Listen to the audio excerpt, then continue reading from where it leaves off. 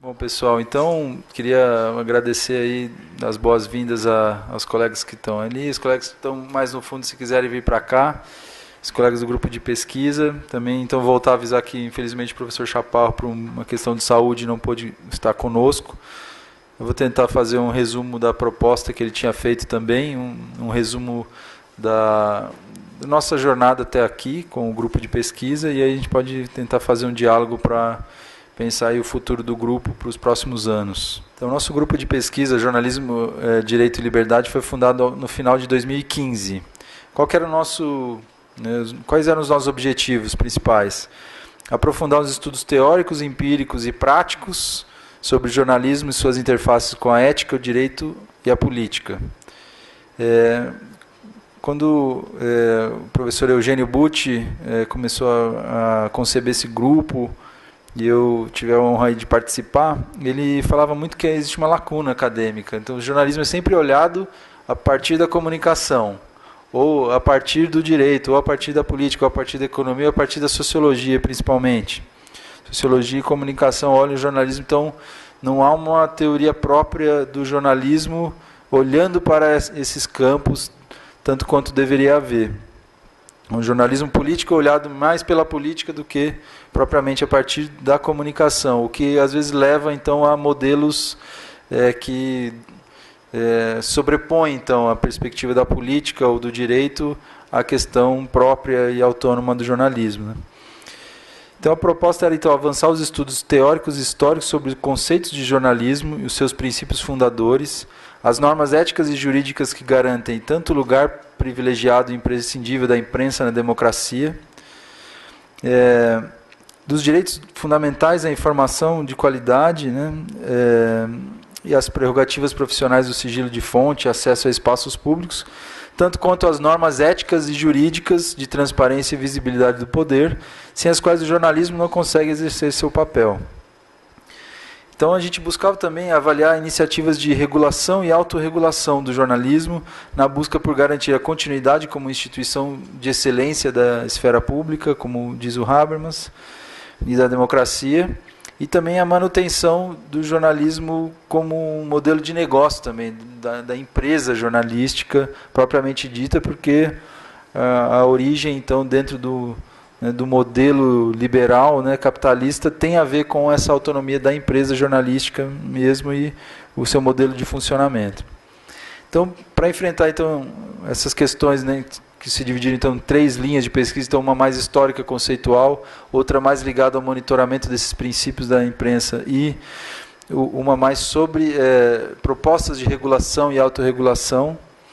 A gente se desdobrou então desde 2016 em seminários teóricos, né, para trabalhar então esses conceitos, panoramas históricos, diagnósticos sobre o estado atual do jornalismo e seus princípios éticos, jurídicos e políticos, e por que não econômicos, né, e também em torno dessa instituição da imprensa.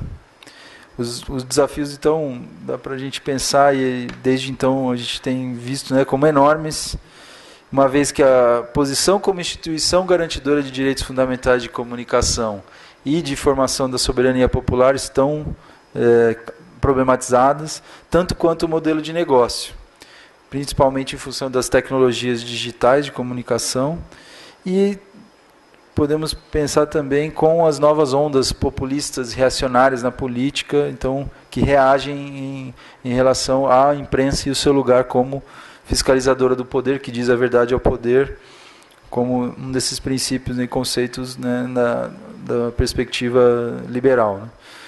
Então, eu queria só resumir o caminho que a gente percorreu até aqui um pouco, só algumas ideias que a gente teve, algumas questões discutidas nesses seminários, né. No primeiro semestre de 2016, a gente trabalhou a temática da história e conceitos do jornalismo na Europa. Então, essa fundação mesmo da instituição da imprensa junto com a esfera pública burguesa.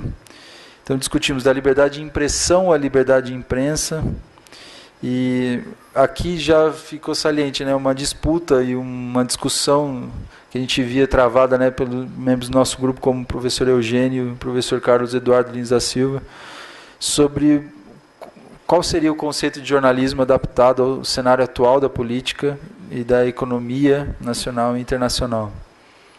O jornalismo aparece bastante como crítica ao poder, mas também como espaço de complementaridade de realização dos direitos individuais de comunicação e informação e os direitos políticos de soberania popular.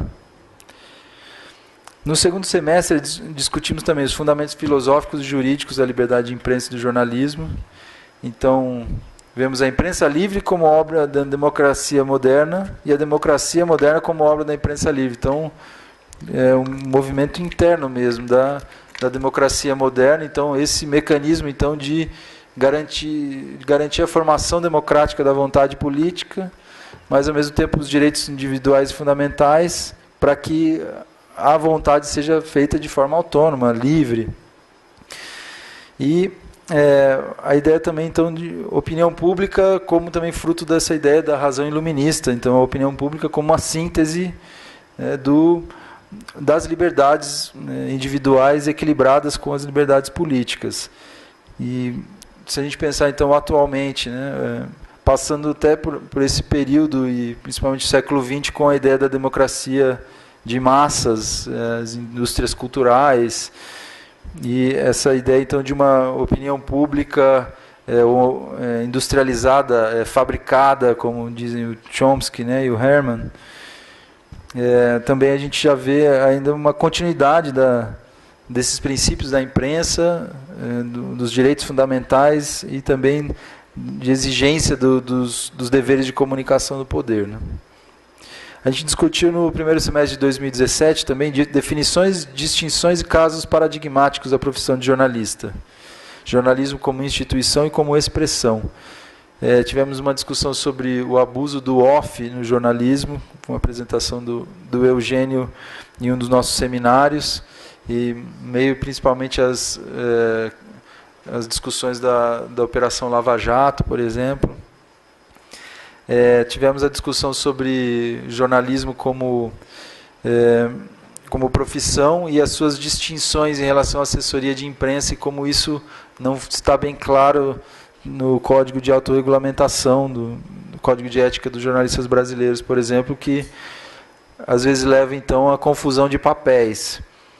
E ao mesmo tempo também como essa relação entre jornalista e assessor de imprensa também poderia ser vista como um trabalho complementar e não uma disputa entre inimigos, e sim um exercício ali que garante, né, nesse diálogo e nesse trabalho de interlocução a fruição desses direitos à informação, à comunicação, né, a se saber o que está ocorrendo com o poder, para as pessoas realmente poderem então tomar suas decisões, né, em termos de formação da vontade. Discutimos também no segundo semestre formas contemporâneas do jornalismo e propostas para uma escola de jornalismo no Brasil. Então, a gente vê, né, esses 2 primeiros anos foram muito inspirados num projeto maior que o Eugênio trouxe, né, das suas pesquisas, né, que era a ideia de imprensa fundamental, como se a imprensa pudesse ser equiparada ou vista analogamente à ideia de um direito fundamental também. Então, a imprensa como instituição fundamental e cujo exercício garante direitos fundamentais de comunicação. E como que isso se desdobraria, então, numa proposta então, de ensino do jornalismo, o que isso poderia levar a se pensar uma escola de jornalismo no Brasil, né?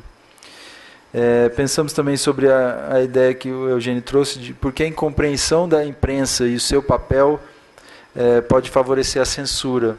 Então, essa ideia de regulação vinda de fora, ou da ideia de que você direcionar a imprensa para algum tipo de trabalho que não seja, enfim, advindo da própria realização dos princípios internos da imprensa, poderia favorecer a censura, poderia favorecer essa ideia do efeito de autocensura também.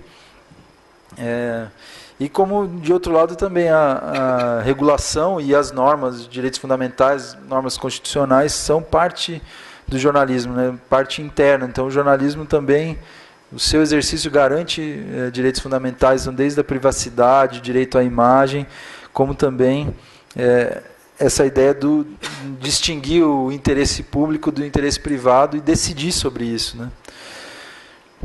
Então, os deveres ali de comunicação do poder e direitos fundamentais, né? Também discutimos jornalismo pós-industrial, então, e aí essa nova proposta de ensino do jornalismo do Brasil, e diante dessa ideia, então, de uma crise do modelo de negócio, e ao mesmo tempo como esses pesquisadores, como o Sustain, têm falado nessa ideia de que o jornalista ele deveria ter qualidades de um cientista mesmo, qualidades científicas e argumentativas, e é o que se deveria trabalhar como características de um profissional da comunicação. Então, seriam qualidades humanísticas também, capacidade de verificação, argumentação, pesquisa, análise.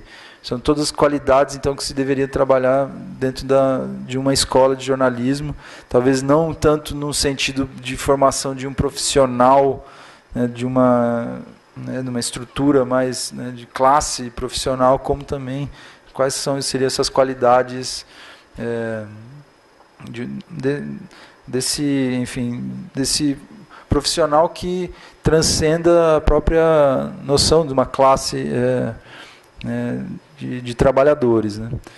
E isso acho que tem muito a ver com esse momento que a gente vê das tecnologias, com a expansão um pouco da ideia de principalmente quando se fala, né, nos diagnósticos de violações à liberdade de imprensa, como alguns relatórios, como o artigo 19, o Repórteres Sem Fronteiras, tem identificado como pessoas que sofrem violações ou violência contra jornalista, dentro dos defensores de direitos humanos, por exemplo, comunicadores, pessoas que, enfim, têm um blog, fazem crítica e não são necessariamente jornalistas. Então, como se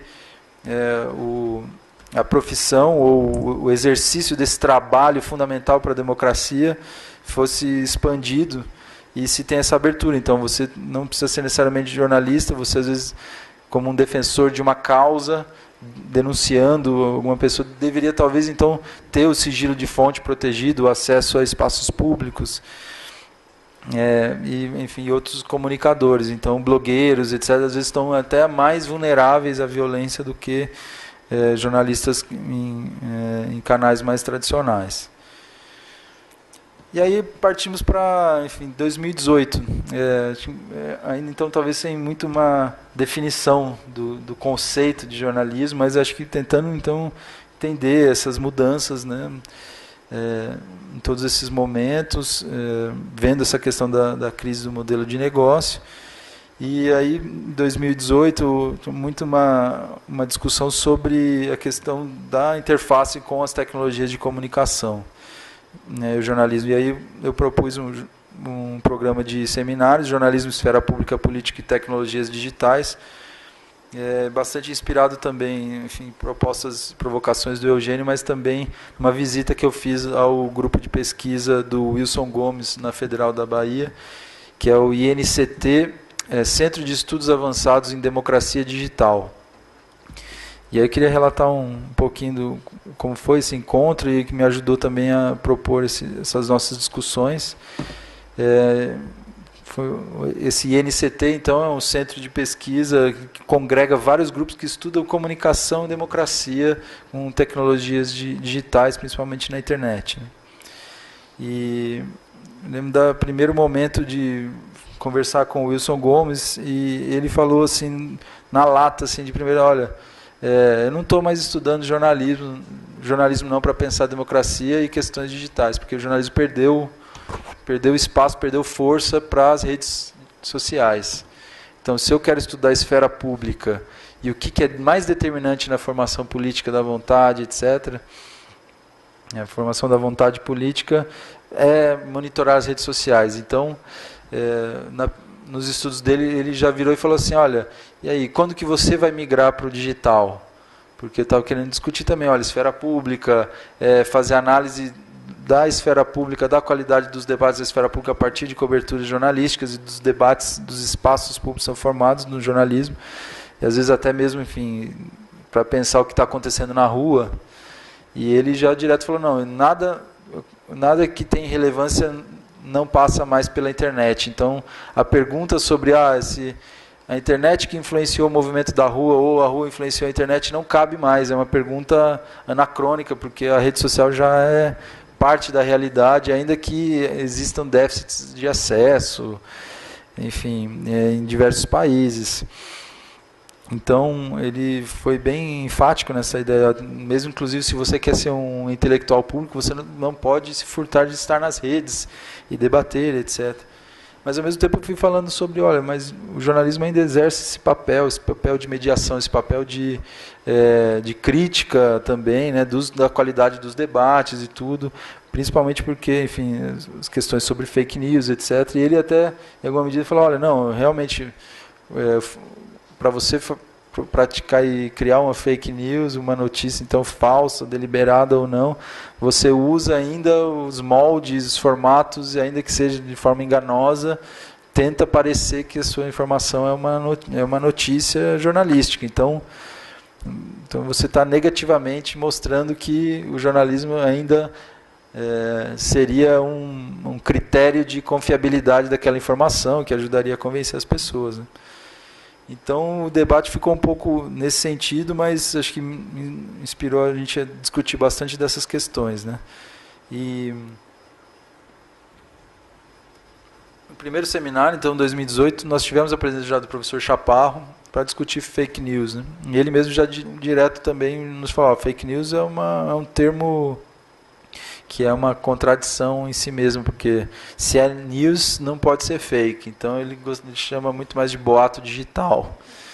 E está trabalhando, então, ele vê, então, como a gente vai discutir um pouco, a perspectiva do jornalismo ainda muito presente, muito forte, como jornalismo como uma espécie de linguagem que consegue ter uma força global, que perpassa todos os conflitos sociais, ainda que talvez o espaço mais tradicional do jornalismo, as redações, etc., e os jornais mais tradicionais não estejam, talvez, desse centro do debate, mas o jornalismo como linguagem e os seus atributos performativos, como ele diz, estão ali presentes. Tanto que essa ideia de credibilidade, essa ideia de linguagem, essa ideia de agir ao falar, estão ali, né?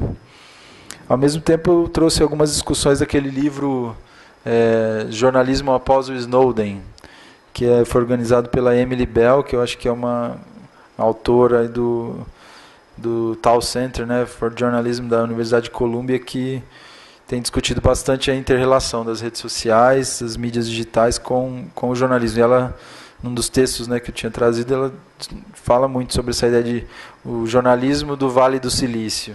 E o que é isso e o quanto que o jornalismo perde poder e perde autonomia quando ele é feito a partir, ou ele depende das mídias sociais para atingir os seus leitores, né?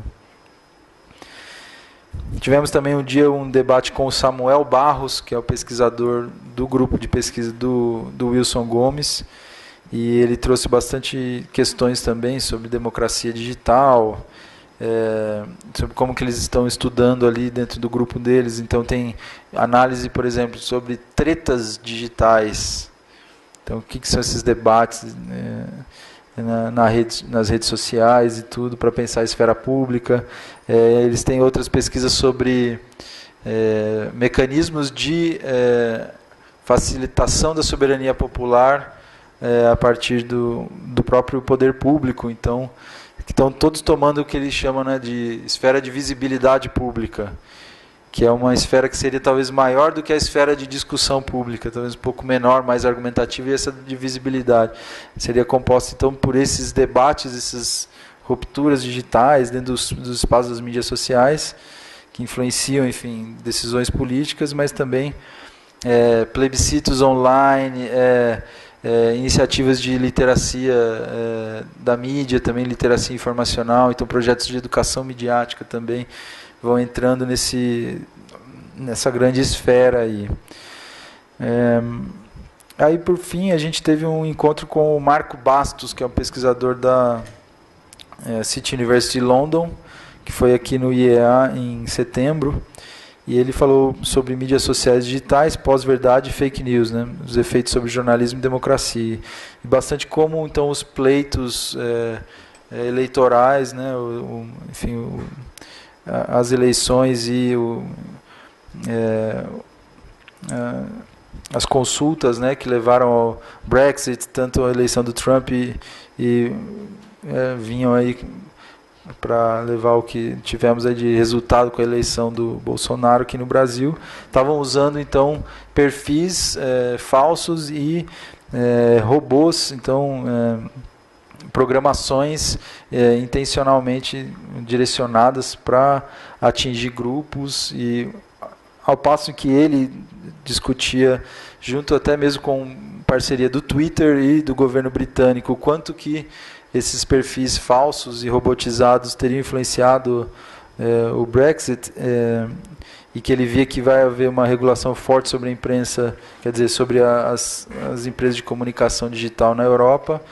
Aqui no Brasil ele via com grande perplexidade o nosso cenário eleitoral, porque Facebook e o WhatsApp, que seriam os canais mais utilizados de mídia social no Brasil, são muito infensos à crítica, à transparência, e com certeza estavam utilizando também perfis falsos e tudo, e é algo que alguns jornalistas também conseguiram já jogar ao espaço público e que está sendo investigado pelo Superior Tribunal Eleitoral em relação à campanha, por exemplo, do Bolsonaro e outras campanhas, né? Então, nós teríamos também um encontro com o professor Sérgio Amadeu, que acabou não dando certo, para discutir a ideia também da vigilância corporativa e estatal por meio das tecnologias digitais e os desdobramentos para o jornalismo.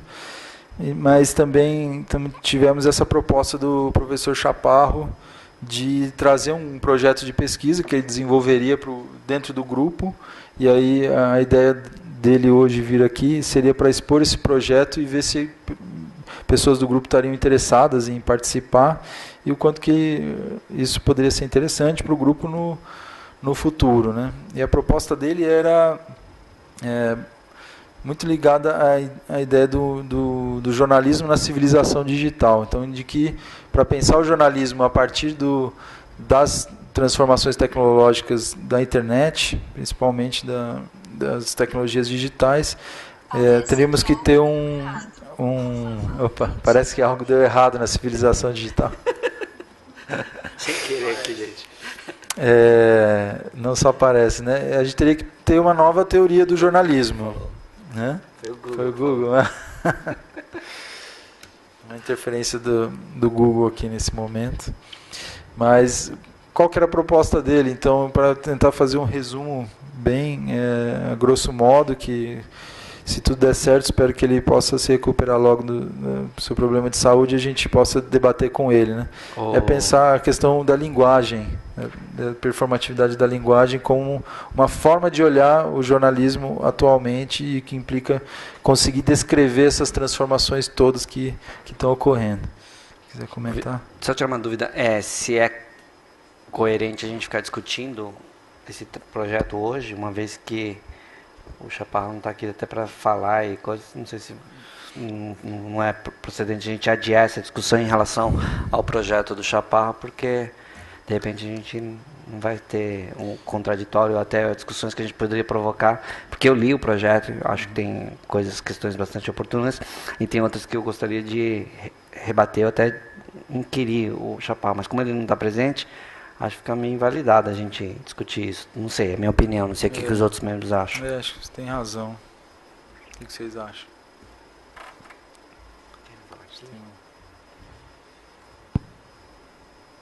Acho que você, enfim, tem razão. Vamos deixar o microfone aí embaixo também, se for o caso.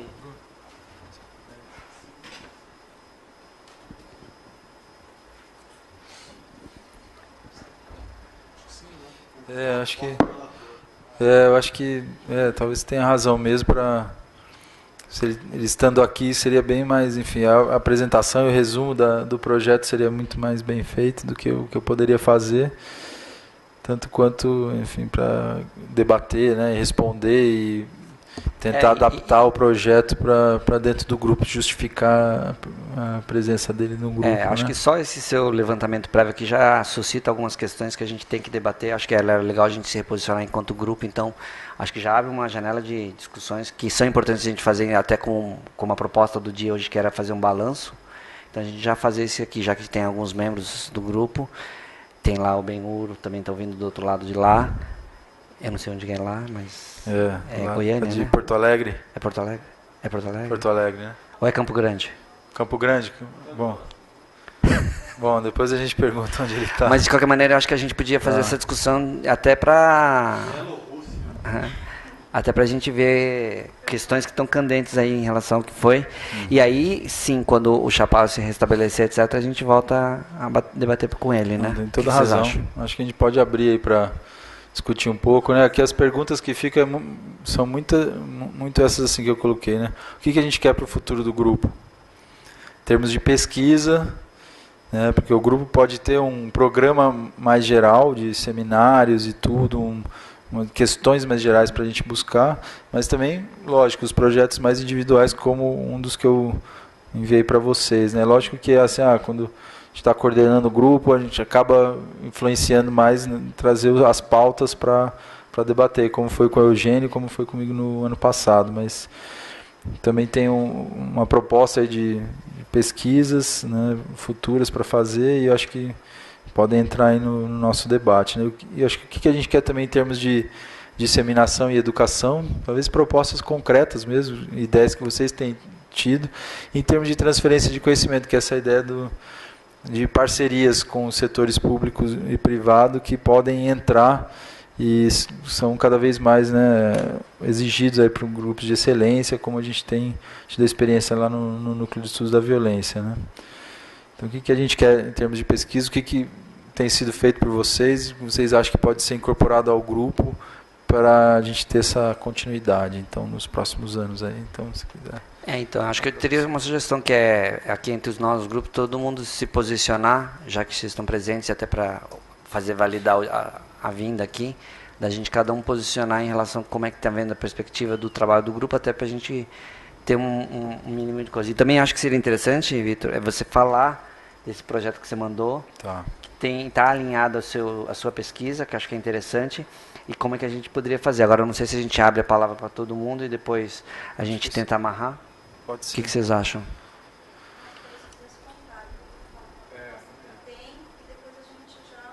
Vem amarrando? Acho que pode ser. O que você prefere? Pode ser, Vitor? Pode ser também. Que acho que é legal também falar dessa discussão, porque aí sim a gente pode questionar e conversar com você, dialogar em cima do seu projeto. Tá.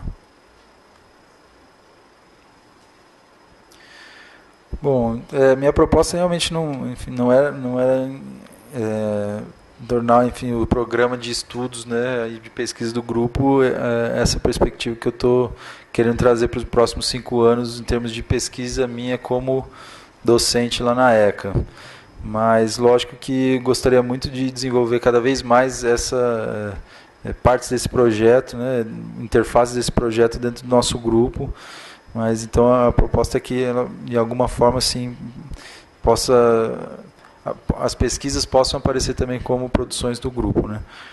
Então, esse projeto estava vindo um pouco das reflexões do doutorado, pós-doutorado, e também um pouco do espaço que eu tenho ocupado lá na ECA, né? Que é então, a disciplina de legislação e deontologia do jornalismo, a disciplina de ética e legislação da indústria cultural, da indústria editorial, perdão, e agora também algumas outras disciplinas, como filosofia e história das ideias políticas, né?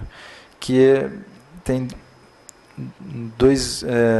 um binômio conceitual importante, que é jornalismo e direitos humanos, mas como subtítulo aí, que eu acho que realmente é uma coisa meio grande, que eu não consegui sintetizar muito bem, que é a ideia de trabalhar a esfera pública política, então esse conceito que eu sempre tenho trabalhado desde o doutorado, tecnologias digitais e comunicação do direito, que é um pouco também essa ideia de tentar olhar as interfaces do direito com o jornalismo ou com a comunicação, só que a partir da comunicação, que seria um pouco inverter a lógica do que eu tinha trabalhado no doutorado, que são os direitos de comunicação, ou a comunicação, ou o direito da comunicação, quais seriam os princípios e deveres, né, garantidores de uma comunicação capaz de garantir uma democracia ativa, etc. Lógico que a comunicação do direito está aí, mas também a proposta é cada vez mais então estudar expressões do jornalismo sobre política, então como discutir um jornalismo político e como esse jornalismo político, ao se realizar, ele consegue efetivar ou não princípios internos do jornalismo propriamente dito que estão conectados a direitos humanos. Isso, então, dentro desse ambiente de tecnologias digitais e esse espaço, então, entre o Estado e a economia, né, na sociedade civil ali, que a gente pode pensar que seria, então, a esfera pública política. Não se trata, então, do público como estatal e nem do social como esfera do trabalho ou esfera até mesmo da sociedade civil, que então é um conceito até contrastante com sociedade civil, as entidades que fazem garantir os direitos, enfim, de determinados interesses da sociedade, dos poderes privados, mas sim da esfera pública, ou seja, quando esses interesses privados tentam em conjunto se aparecer como interesses públicos, e aí nesse sentido o que seria melhor para a sociedade e não somente para entidades profissionais, lobbies de interesses próprios, etc. Então, qual que é a ideia, né? Aqui seria então uma proposta de pensar jornalismo e direitos humanos como um programa então de estudos de legislação e deontologia do jornalismo que funcionasse como uma teoria crítica, né? Então, qual que é a ideia? Tentar identificar então esses debates, essas tensões, essas demandas normativas do próprio campo do jornalismo, e aí conseguir, com estudos empíricos, descritivos, tentar fazer uma crítica, porque a partir dessas demandas relacionadas a questões normativas, né, constitucionais, jurídicas ou filosóficas, teóricas, a gente pode então analisar a qualidade, as insuficiências desses princípios na prática, né? E a proposta é tentar então fazer esse programa de pesquisa para pensar então comunicação e direito, ou jornalismo e direitos humanos mais especificamente, e principalmente pensando nas questões de problemas práticos relacionados às tecnologias digitais, né? Então, primeiro eu fiz uma reflexão sobre o lugar do jornalismo nos direitos humanos. Então, muito para pensar como o jornalismo pauta direitos humanos, como que o jornalismo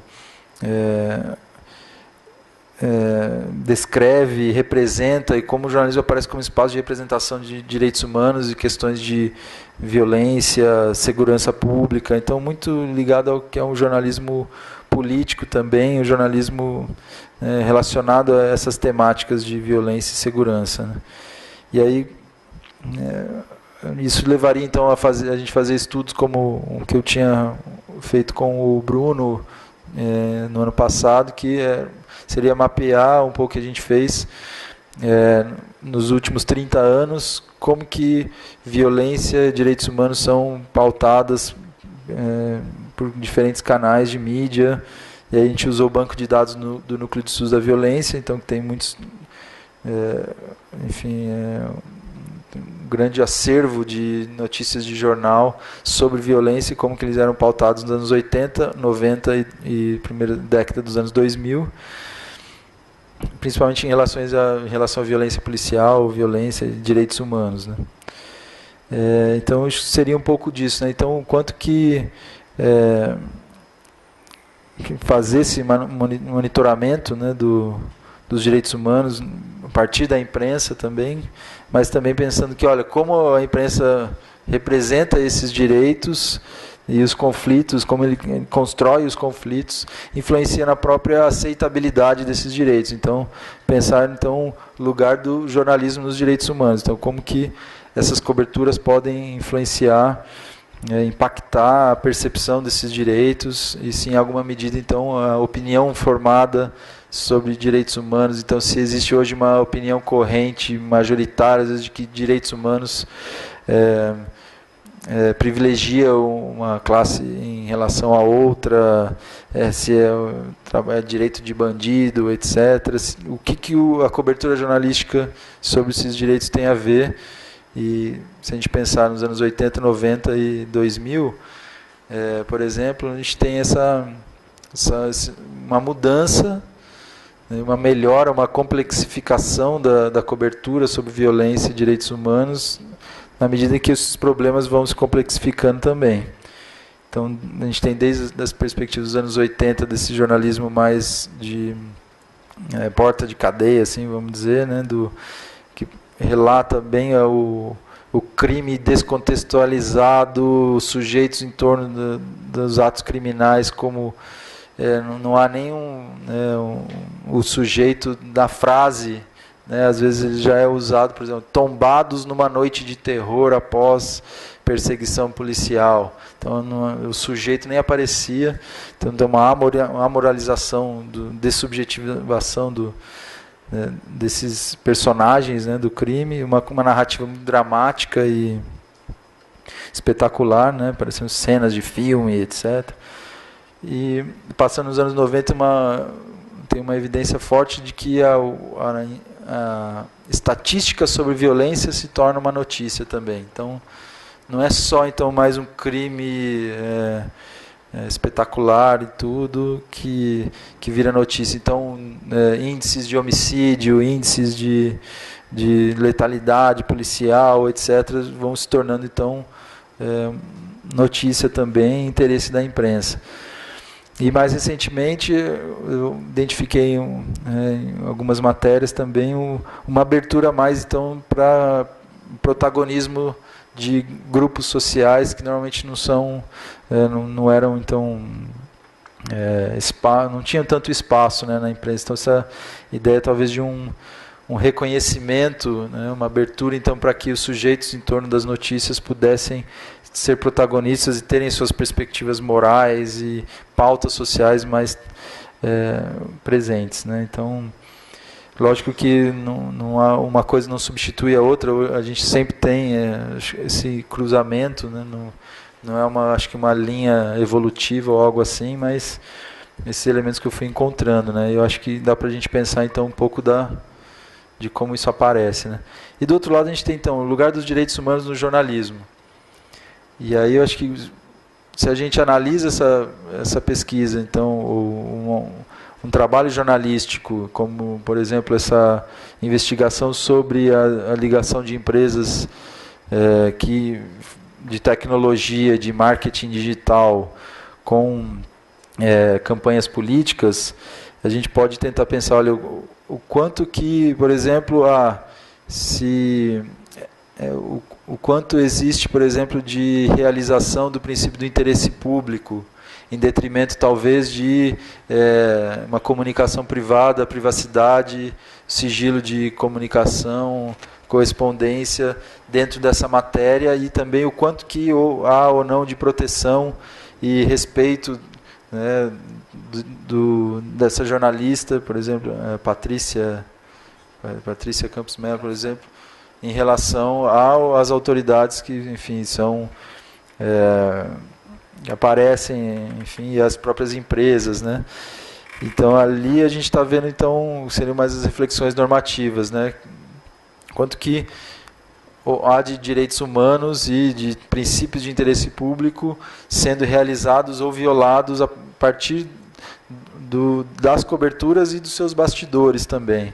Então, acho que dá para a gente olhar se não só que direitos humanos se realizam a partir do jornalismo, mas também que esse exercício jornalístico investigativo também pode ter vários direitos violados ou implicações de censura e demonstrar bem como a política às vezes está querendo dominar o jornalismo e não ter essa relação de interdependência, né? Enfim, uma parte também que eu discuti mais as metodologias de pesquisa em jornalismo e direitos humanos, né, para pensar como que entraria então essa teoria que consegue fazer então uma análise da qualidade desses princípios que se realiza nas coberturas a partir do jornalismo, ou seja, da comunicação dos direitos, sejam elas a partir do próprio jornalismo, mas também olhar a comunicação estatal, como que ela realiza ou não direitos à informação, deveres de comunicação do poder, etc.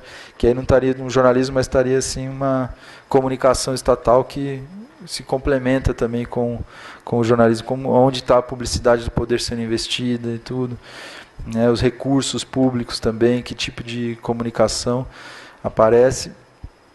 Mas aí o que eu tentei fazer é mapear um pouquinho do campo, né, e identifiquei perspectivas empírico-descritivas, estudos mais sociológicos, explicativos sobre, por exemplo, como que há disputas de poder entre os grupos de interesse na esfera pública, dentro de questões jornalísticas e de matérias jornalísticas, ou até mesmo de outras produções culturais, a gente pode pensar.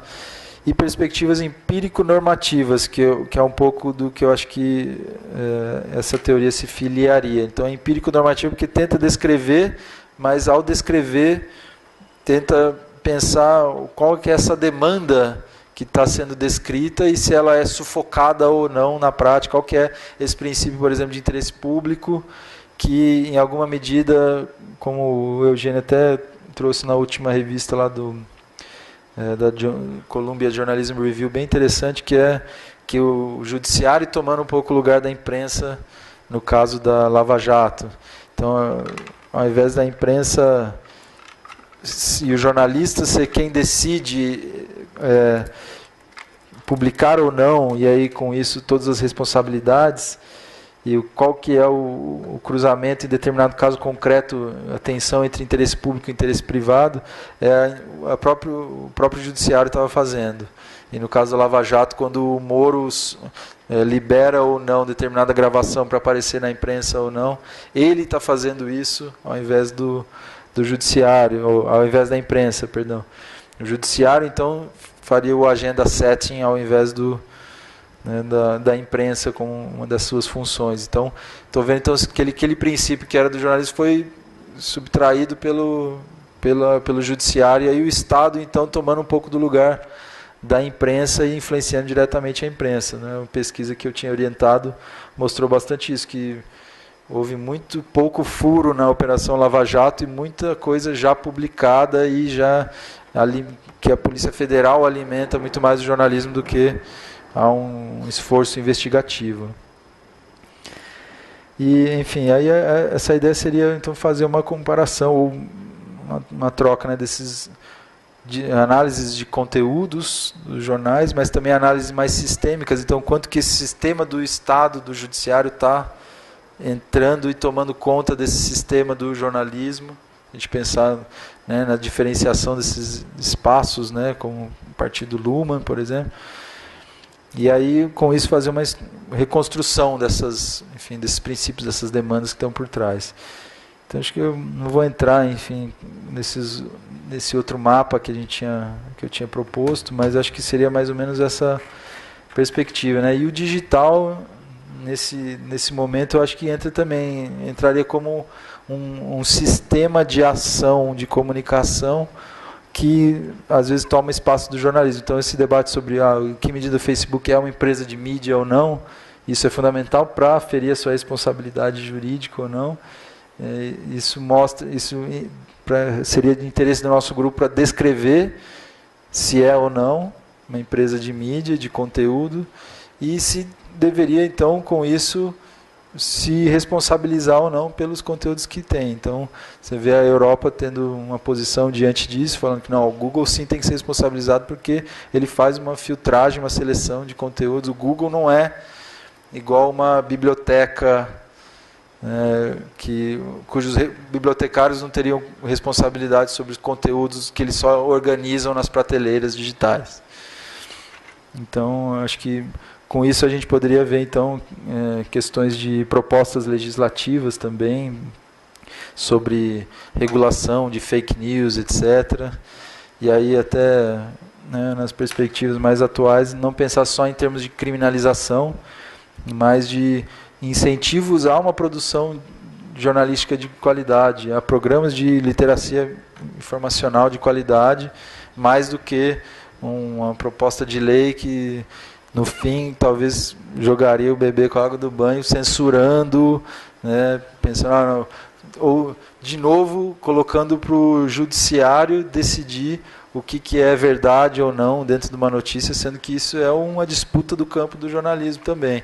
Então, por isso que isso seria um pouco também sistêmica e também de conteúdos, né? Então, o que o Habermas fala, eu tenho tentado seguir um pouco, falar, olha, a gente tem que olhar, às vezes, nos conteúdos de uma comunicação distorcida, o quanto que conteúdos da comunicação política, o quanto que há de pressão para uma espetacularização, o quanto há uma pressão de economicização do debate público, nos conteúdos, às vezes, distorcidos de determinada comunicação. Eu acho que é um pouco que o Eugênio faz, por exemplo, quando ele fala que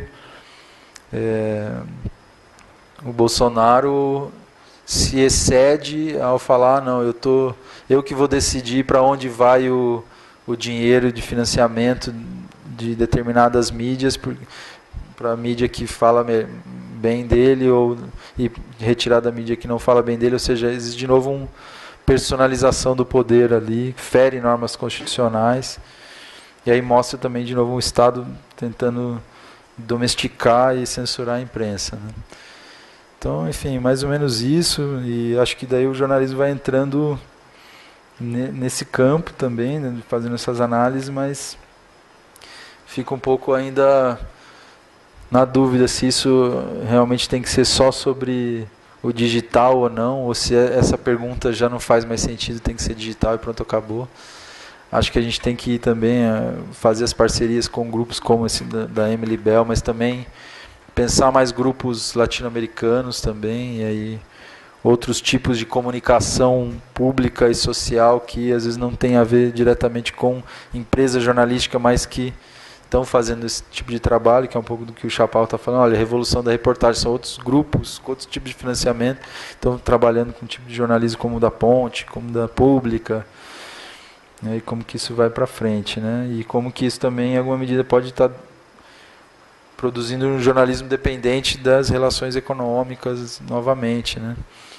Como também, enfim, o capitalismo liberal, o capitalismo monopolista. Então, mais ou menos isso, né? Acho que eu tinha proposto alguns estudos, por exemplo, para ficar bem concreto para o futuro aí, em termos de pesquisa, em 3 diferentes expressões da esfera pública, uma mais informativa, uma mais prático-moral jurídica e uma mais cultural, tanto de conteúdos como de linguagens utilizadas, né? Então, por exemplo, uma proposta de fazer um estudo sobre as intervenções do NEV na imprensa e o uso da imprensa pelo NEV para se pensar nas relações entre jornalismo, violência, direitos humanos e democracia, né? E aí pensar, então, um programa a ser implementado no núcleo, mas que a gente poderia olhar como um laboratório a partir do JDL. Uma pesquisa sobre coberturas de casos de grande repercussão na justiça e nos direitos humanos e propostas de um guia de jornalismo sobre áreas específicas de direitos humanos. Na área da expressão jurídico-moral, pesquisa sobre discursos de ódio e o princípio da diversidade de visões de mundo nos debates públicos. Existe monopólio do lugar de fala nas opiniões online ou não? E aí, com isso, eu estou pensando sempre uma coisa mais aplicada, né? Propostas de um aplicativo de inteligência artificial sobre informação, mediação e transformação de conflitos online, que é uma coisa que o Media Lab do MIT faz e que a Daniela Oswald também tem tentado pensar com a gente no núcleo de estudos da violência. Pensar em estudos sobre radicalizações em espaços públicos da ciência e da comunicação, do direito do crime, da religião e da política, E aí projetos com a sociedade civil e o Estado sobre segurança pública e convivência e sociabilidade em espaços públicos. Então, pensar o que está acontecendo então, dentro do debate público, em termos de teorias radicais, né, conceitos, na parte também do direito e do crime, e também na dimensão da religião e da política. E na parte estético-expressiva, estou querendo estudar bastante também questões de obras de quadrinhos sobre conflitos sociais e traumas culturais. Então, eu recentemente aceitei um aluno que ele é do design para fazer uma pesquisa de mestrado sobre quadrinhos LGBT. E se esse tipo de demanda normativa do reconhecimento das identidades, né, e orientações sexuais e gênero, em alguma medida transforma a própria linguagem do quadrinho e podem, enfim, ser formas de trabalhar traumas culturais e sociais e gerar mais identificações entre povos. Reportagens audiovisuais também, documentários sobre direitos humanos, é uma proposta mais de prática também, ou estudos de produção de documentários, né? É mais ou menos isso que tem então nessa parte estético-expressiva de propostas aí. Eu acho que isso não é para entrar tudo no grupo, mas a ideia é que, enfim, em alguma medida assim, o grupo possa se alimentar dessas pesquisas e vice-versa. Obrigado aí pelo espaço. Vitor, eu acho que a gente podia começar já os grupos aqui, e aí vocês começarem a posicionar e colocarem até considerações. E acho que a gente tem algumas discussões para comentar um pouco sobre o que o Vitor falou, mas também pensar no grupo, né, nas discussões que a gente tem que ser colocadas dentro do grupo. Eu queria deixar a palavra com vocês antes de começar. Pode ser, Camilo? Lembrando que o Benhur também tem posicionamento, então se ele quiser ele vai estar entrando aqui via grupo, WhatsApp, eu estou acompanhando aqui, então ele pode falar também. O digital permite esse tipo de coisa, não é isso? Vitor, eu achei muito bom a sua proposta. Eu tenho pensado já há uns 6 meses que eu acho que precisava ter uma disciplina que fosse jornalismo e direitos humanos como disciplina. E eu estava pensando, inclusive, eu comecei a formular o que eu faria com 14 aulas, 15 aulas ao longo de um semestre sobre jornalismo e direitos humanos ou comunicação em direitos humanos. Então, quando eu vi o seu projeto, eu falei, puxa, está super, acho que super importante as discussões todas aqui. Eu não queria me estender muito, eu fiquei pensando quando você falou, eu pensaria em 2 grupos temáticos dentro da sua proposta, que eu acho que, em geral, os nossos trabalhos, eu posso estar sendo reducionista, assim, ou leviano, mas eu acho que tem 2 formas de tratar esse escopo. Então, assim,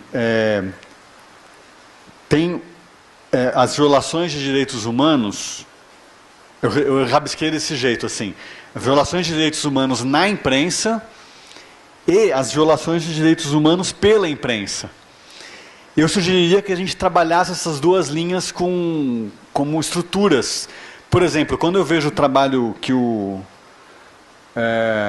Bruno desempenha com o Neve, o trabalho dele junto com o G1, não é G1?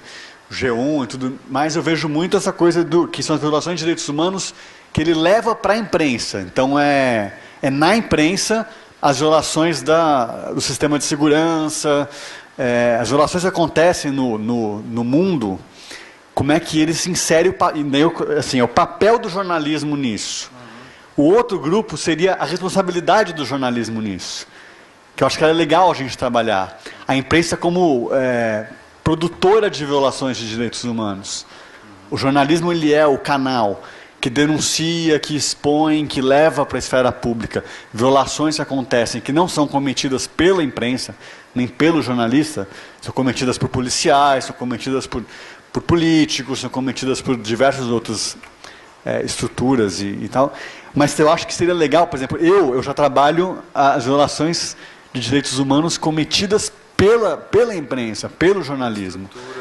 Então daí você tem a exposição que não deveria, o lawfare que não deveria, censura, vazamentos, a classificação etária indicativa, que é uma coisa que deveria ter. Fake news mesmo. Fake news, que são as violações, assim, como é que o jornalismo se insere nessa discussão como uma possível produtora de violações, e como é que a gente pode, causadora de violações, e como é que a gente pode se inserir nessa discussão para que a imprensa, o jornalismo, os canais de televisão, as emissoras, não sejam essas causadoras, né? Tem diversidade, chapa-branquismo, representatividade, diversas formas que o tempo todo o jornalismo a gente deveria atuar, talvez, desse seu projeto, se tivesse essa... Opa, tirei aqui o microfone.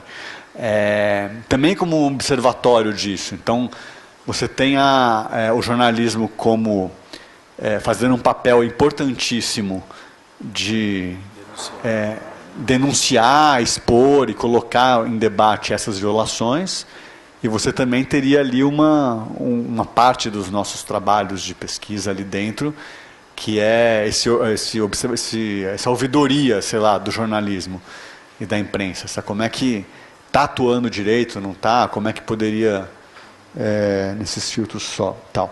Eu vi que você falou, por exemplo, sobre se a gente, o caso da Bahia, que eu nem estou trabalhando mais jornalismo, eu estou trabalhando...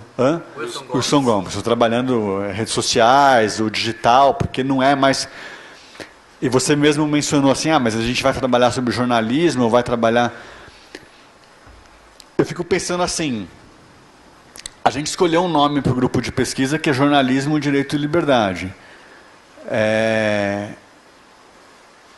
A gente não pode querer dar conta de tudo, e eu fico pensando assim, a gente mantém esse nome, vamos falar de comunicação, direito e liberdade, comunicação e democracia, ou vamos manter o jornalismo como o cerne do... Porque daí eu acho que não é uma escolha...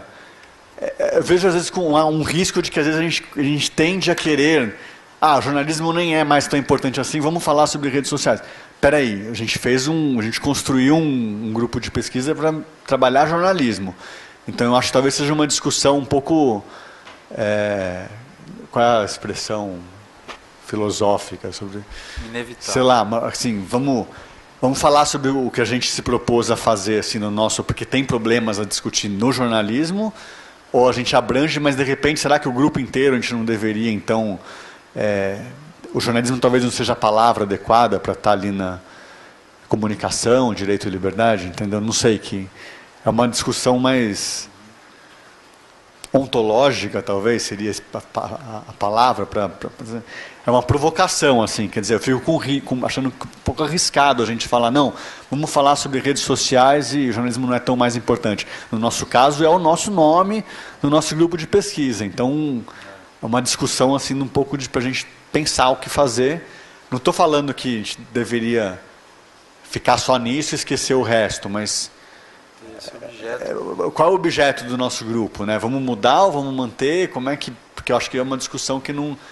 Para esse e para os próximos projetos que a gente for pensar aqui dentro, é legal saber. Isso é o jornalismo que a gente tem como orientação estrutural, assim, ou podemos evoluir, podemos trabalhar de outro jeito. Outra coisa, só que é uma coisa assim também de provocação, quando, não sei se foi 2 semanas atrás, que quando surgiu lá o convite para falar sobre o trabalho do Chaparro, e a gente... eu fiquei com uma questão que era assim, tinha lá literacia e linguagem no digital, e como é que a gente se adapta a esse novo momento, pós que o século XX, as teorias do século XX não dão mais conta de fazer. Eu falei, peraí, mas tem 19 anos já que a gente está no século... Um quinto do século XXI já passou. Um monte de teoria do século XXI já foi formulada, já foi derrubada, já entrou outra, e a gente estava dialogando com as teorias do século XX. Do século XX, né, na verdade, mas assim, já tem um monte de... década passada já veio um monte de teoria aí se propondo a fazer e tal sobre isso. A minha questão eu acho que a gente deveria olhar para o que outros grupos estão fazendo e não tentar abordar coisas que tem gente muito melhor do que a gente fazendo, assim, resumindo muito grosseiramente. Eu não acho que fake news A gente vai inventar a roda, que tem gente que está fazendo já há 3, 4 anos muito melhor. Eu acho que literacia e linguagem no universo digital também. Então, assim, é uma preocupação que eu tenho, que assim, qual é a melhor contribuição que a gente possa dar? Não estou falando para a gente não falar sobre fake news, nem não falar sobre linguagem no ambiente digital. Eu botei aqui censura. Tem um outro grupo na ECA que trabalha censura faz 10 anos, sei lá quanto tempo, mas assim, tem um monte de livro, um monte de seminário sobre censura. Então, eu estou dizendo o seguinte, todos esses temas são caros ao nosso tema. E são muito caros também ao tema que você está propondo, os direitos humanos, etc. e tal.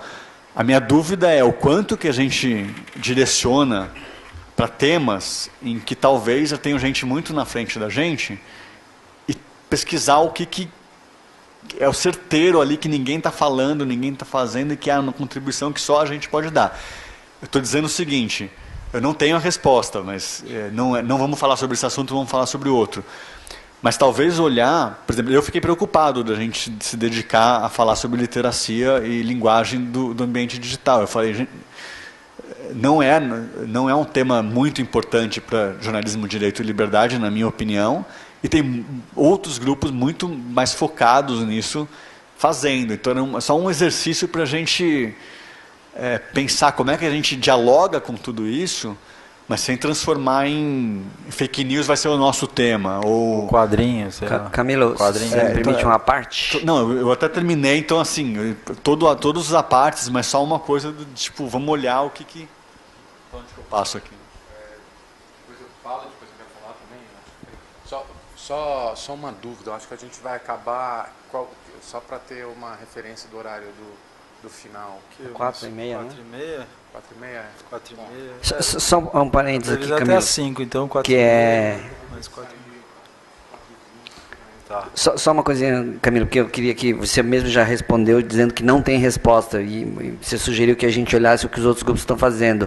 Mas eu queria só que você aclarasse um pouquinho mais esse ponto. O que nós podemos fazer de melhor?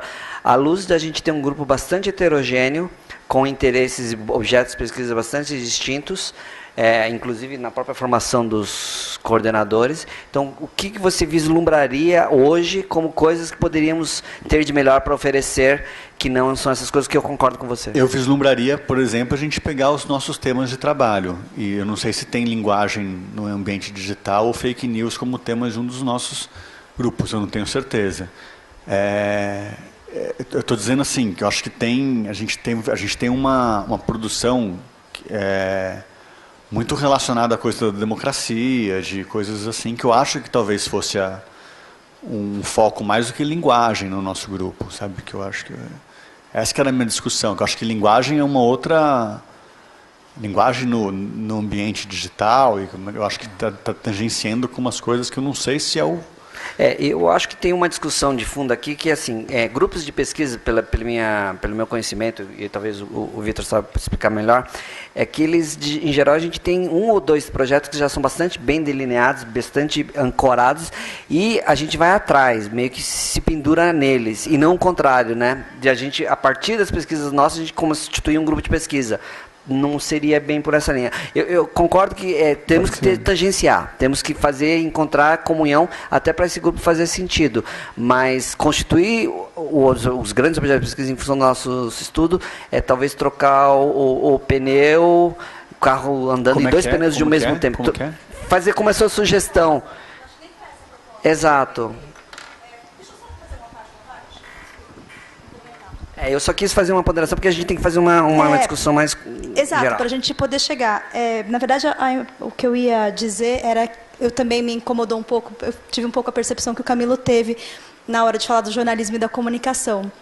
E eu acho que talvez o que a gente tenha de melhor para oferecer seja justamente as palavrinhas que estão lá. Eu acho que a gente está bem definido ali. E eu acho que mesmo, por exemplo, eu estudo um pouquinho de fake news.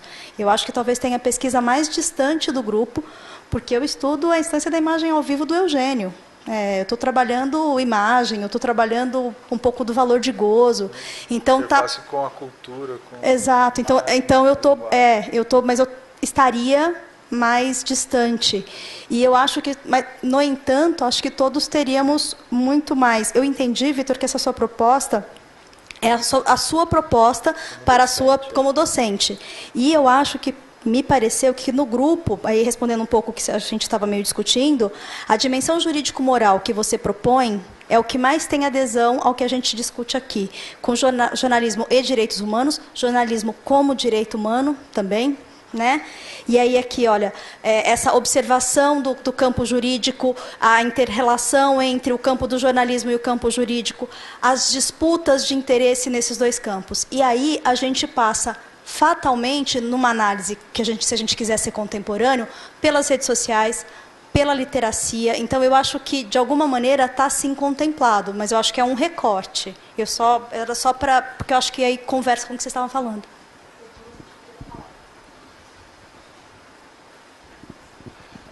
Não, eu achei a discussão ótima, as colocações, eu gostei, achei a sua proposta ótima, gostei bastante das colocações do Camilo e da Karina também. Eu acho que a questão dos direitos, eu concordo, assim, eu acho que existem alguns modismos naturais que surgem, né? Então, fake news... A liberdade vai estar em alta. Fake news e WhatsApp, putz, são questões muito urgentes, mas que está todo mundo falando e que são importantes a gente levar em consideração, mas o desafio é a gente não perder o foco mesmo, que é um pouco a democracia, né? Porque a gente está falando de direitos humanos, a gente está falando do Estado democrático de direitos individuais. Então, como é que você preserva isso e por que isso caiu de alguma forma, perdeu a credibilidade, porque as pessoas passaram a atacar, então ou porque isso deixou de ser importante. A gente, ao mesmo tempo, que aí eu digo como alguém escreve também, assim como você escreve sobre isso há muito tempo, né? Ao mesmo tempo que o jornalismo, por um lado, faz a denúncia de desrespeito e de violações aos direitos humanos há muito tempo, e da mesma forma a gente acompanha violações feitas pela imprensa, e existem programas populares que fazem esse tipo pratica esse tipo de excesso e tudo mais. Mas, apesar de, como o próprio Vitor apontou, houve uma melhoria nessa cobertura de direitos humanos nos últimos anos, e a sociedade ficou mais crítica em relação a determinados abusos. Basta dizer, o Fausto Macedo, nos anos 80, ele acompanhava os carros da Rota, acompanhou um assassinato praticado pela Rota, aí entrou no IML, o policial falou para ele, assim, a mulher estava grávida, Putz, eu estou falando isso aí não. Tá.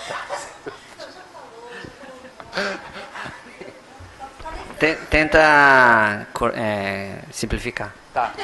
E aí o policial falou para ele, um bandido a menos no mundo. Então, o Afanásio de Azad, ele testemunhou um assassinato como jornalista, foi cobrir, ele tirou com o motorista o corpo do lugar para não tomar furo para os outros jornalistas não cobrirem. Isso era nos anos 80. Hoje em dia é um tipo de cobertura, houve um avanço crítico e um tipo de profissionalismo em relação a esses temas incomparável com o que era 20 anos atrás. Por outro lado, a ditadura militar, durante 20 anos, não assumiu que fazia tortura. Durante todo o tempo que atuou, tentava dizer que era falsa a história de que eles torturavam, que eles matavam nos porões. Agora, você tem um presidente que defende isso em público e fala isso e ganha crédito a partir do momento que ele defende em público esse tipo de ação que os próprios militares não tinham coragem de assumir. Então, tem algumas doideiras que acontecem que a gente não consegue entender e que são muito importantes a gente tentar entender. Ao mesmo tempo que houve um avanço nas questões relacionadas a direitos humanos e respeitos individuais, por outro lado, emergiu um cinismo em relação a isso que a gente não parecia estar dando conta de que havia espaço ainda para emergir. Então, eu acho que tem um lado do jornalismo que a gente também não pode perder a noção de como Muitas vezes a gente está dissociado com as coisas que estão acontecendo, de fato. Então, como na verdade a gente tem um aspecto normativo aí de como deve ser a cobertura, que a gente de alguma forma foi aprimorando, mas que muita coisa a gente não acompanhou de que estava acontecendo. Então, eu digo isso porque, assim, quais, do meu ponto de vista, foram 3 grandes fenômenos culturais da modernidade recentes que aconteceram. Eu acho que o surgimento das igrejas evangélicas. A gente simplesmente não viu acontecer isso e não cobriu. Ou cobriu de forma pejorativa. Só falava do pastor que roubava dinheiro de pobre ignorante, que dava dinheiro para ele. Não como um fenômeno, nunca tentou entender isso. Nunca acompanhou. Nunca foi um assunto. Sim, alguns estudos antropológicos e tudo mais, mas muito mal discutido. Isso foi muito mal compreendido, tanto que hoje eles são uma força política que pegou todo mundo de surpresa.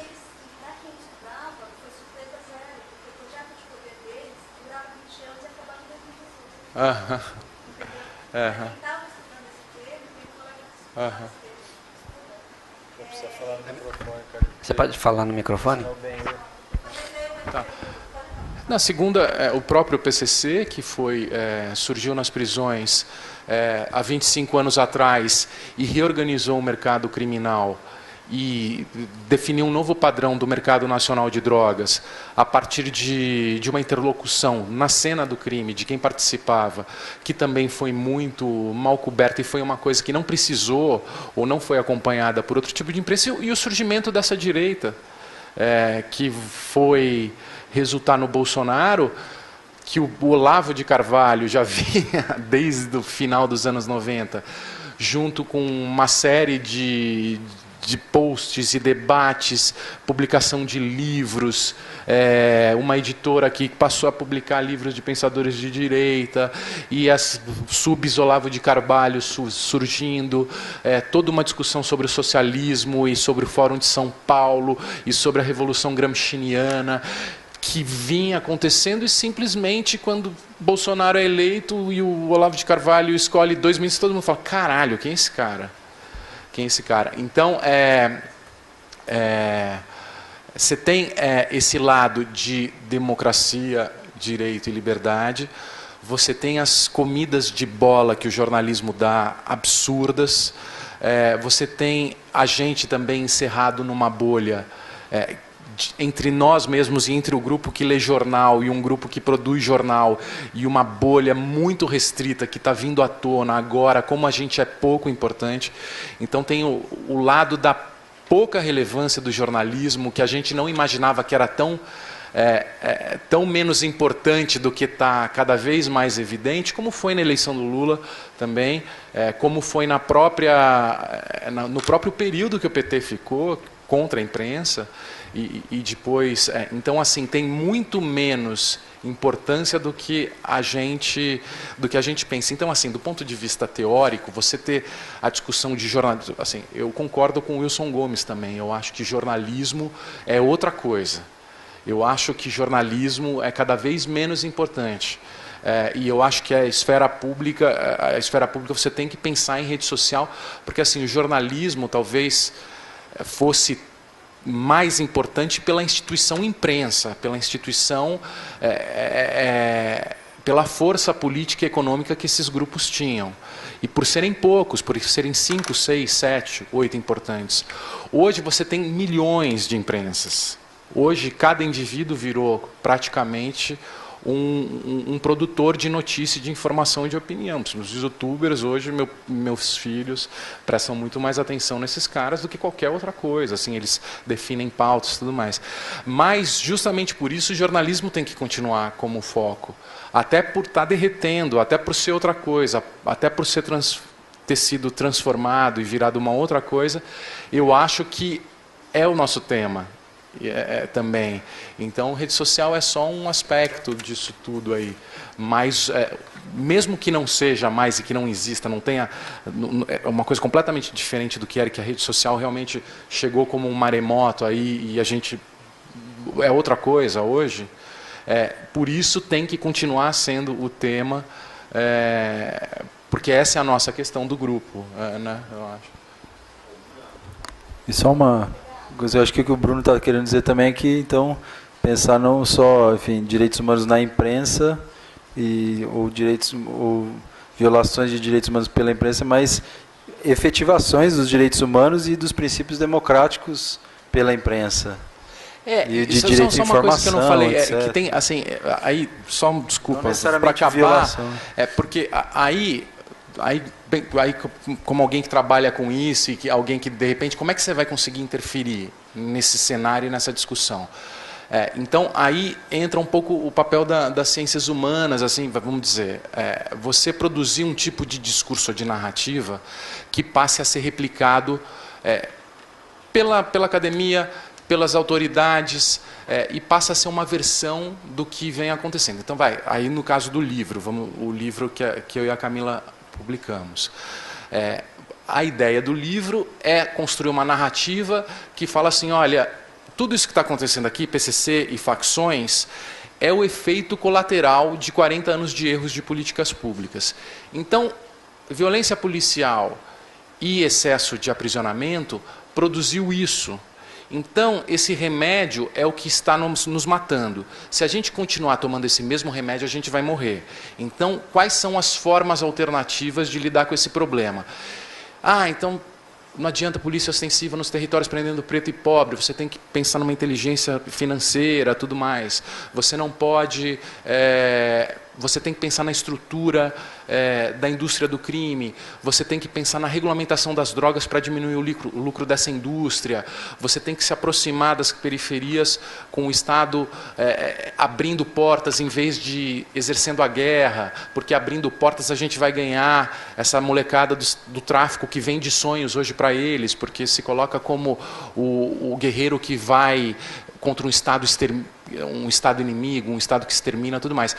Então, aí, isso de alguma forma, a construção de um discurso e a construção de uma narrativa a partir de dados e de conhecimento e de uma série de acontecimentos históricos, então a compreensão de um processo social e histórico que aconteceu e a produção de uma nova narrativa sobre democracia, políticas públicas e tudo mais, é uma disputa da esfera pública.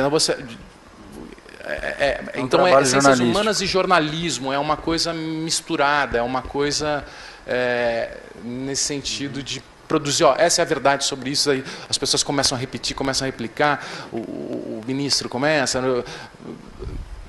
Bruno, só para tirar uma dúvida, Vitor.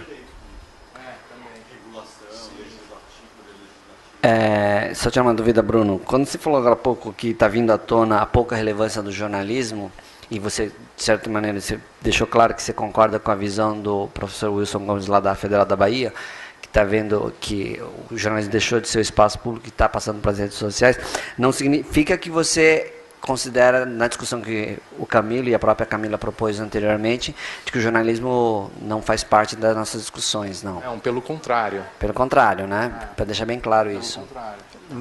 É outra coisa que não anteriormente. A gente tem que entender o que era, o que vai ser, ou qual vai ser como vai lidar com isso. Eu acho que a coisa da linguagem não está excluída também, né? Quando a gente fala isso também. Até para fazer as análises e tudo, acho que entra. Então foi um dos focos que é o foco que o Chaparro queria dar também. Mas aí tem essa coisa da instituição também, mas a gente pode pensar, o comunicador, o defensor de direitos humanos tem direito a sigilo de fonte, tem direito de entrar no espaço público. Isso não é só do jornalismo, não, mas e aí que vai ter nada. O juiz falar, não, o cara é blogueiro, não é jornalista, então não tem sigilo de fonte. Então ainda tem a gente vê o uso do termo, né, e que tem a ver com direitos, garantias fundamentais, sem o que também democracia, né, quando o Bolsonaro fala que não, hoje dá para falar diretamente, não sei o que, não precisa de intermediador, é um pouco isso que a imprensa reage, mas eu acho que a Constituição reage aí também, né? O que eu ia propor para a gente fazer, me parece, este moço não falou ainda, esqueci o nome dele, nem o Nuno. Nuno vai falar também ainda, né, Nuno? Que a gente tem aqui uma espécie de... né? Puxa, Nuno, peraí. Eu sou speed, eu falo rápido. Eu faria uma proposta assim, para o grupo. Eu sou uma integrante que está super afastada. Agora eu preciso entrar, senão estou lascada, né? Eu acabei o primeiro ano, estou acabando o primeiro ano do doutorado agora.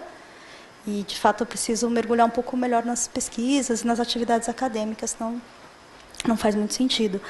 Eu diria para a gente, acho que a gente tem uma base aqui, a não ser que o Nuno contrarie esse consenso esse consenso ampliado que se está se criando aqui, mas que a gente tem um interesse... Pela ordem.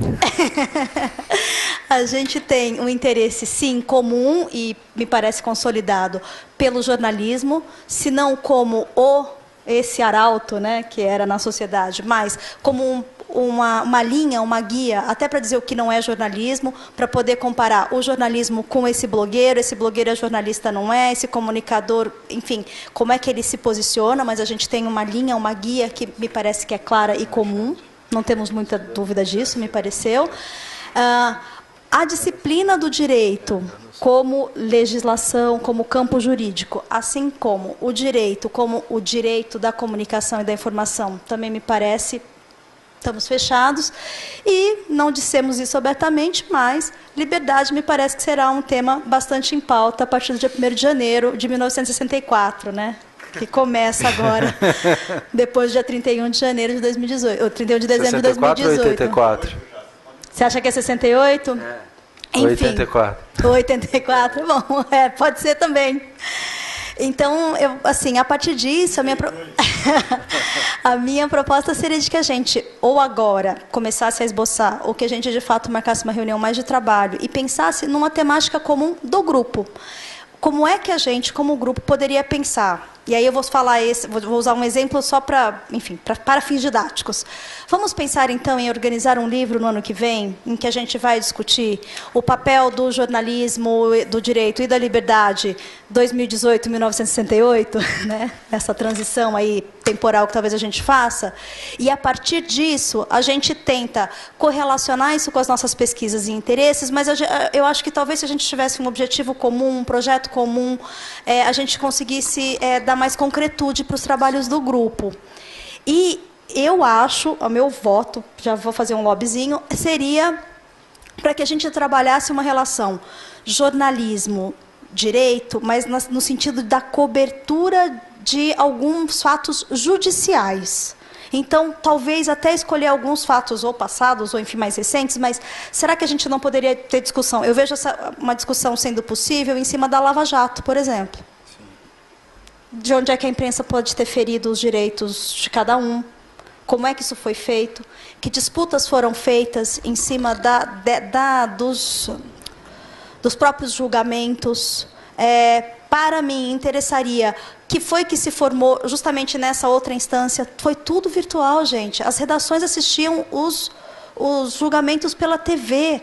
A gente fazia a cobertura da TV, do Twitter, recebia aquela chave, né, para ver o vídeo. Para ver o vídeo, ou então a gente acompanhava os processos. Existia uma cobertura de processos, a gente fazia a ronda nos processos. Todos os dias de manhã tinha um repórter que entrava em todos os processos. À tarde, a menina que entrava às 6 da tarde olhava todos os processos de novo. Existe um sistema push, né? Tem um sistema push, mas às vezes o push chegava um pouquinho depois.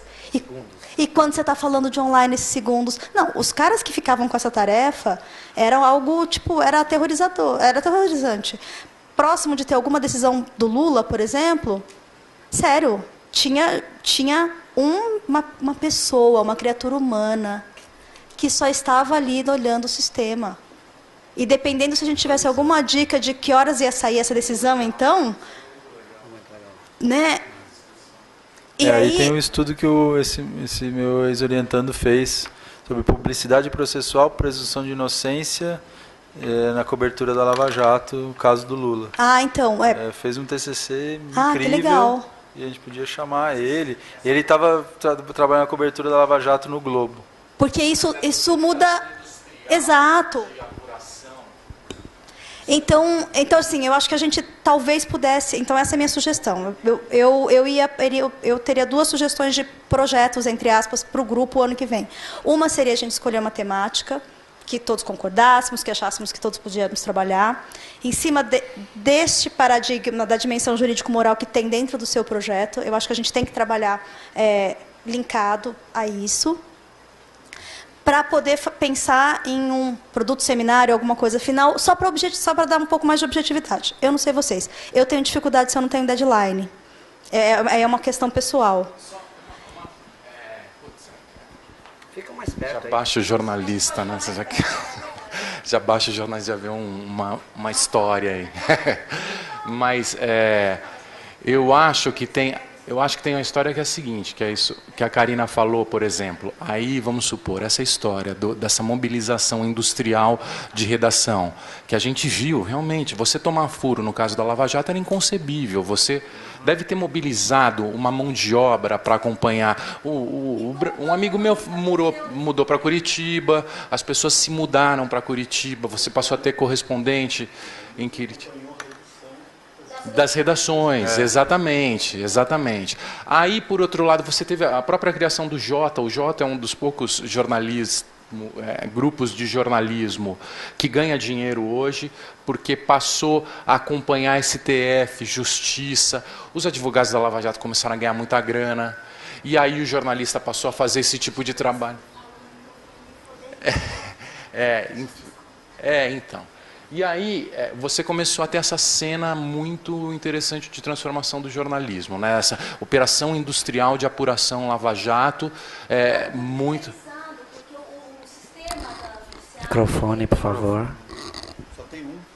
Eu vou sentar lá do lado do Nuno para falar. É que, na verdade, sempre foi a pauta óbvia do jornalismo, né? O judiciário e a polícia sempre produziu pauta, porque é o inquérito. Pronto, achei um. Temos dois. Não, é porque eu acho que tem algo que traz muito dessa racionalidade do processo jurídico, que ele se espelha no modo de produção do jornalismo de uma maneira muito mecânica, né?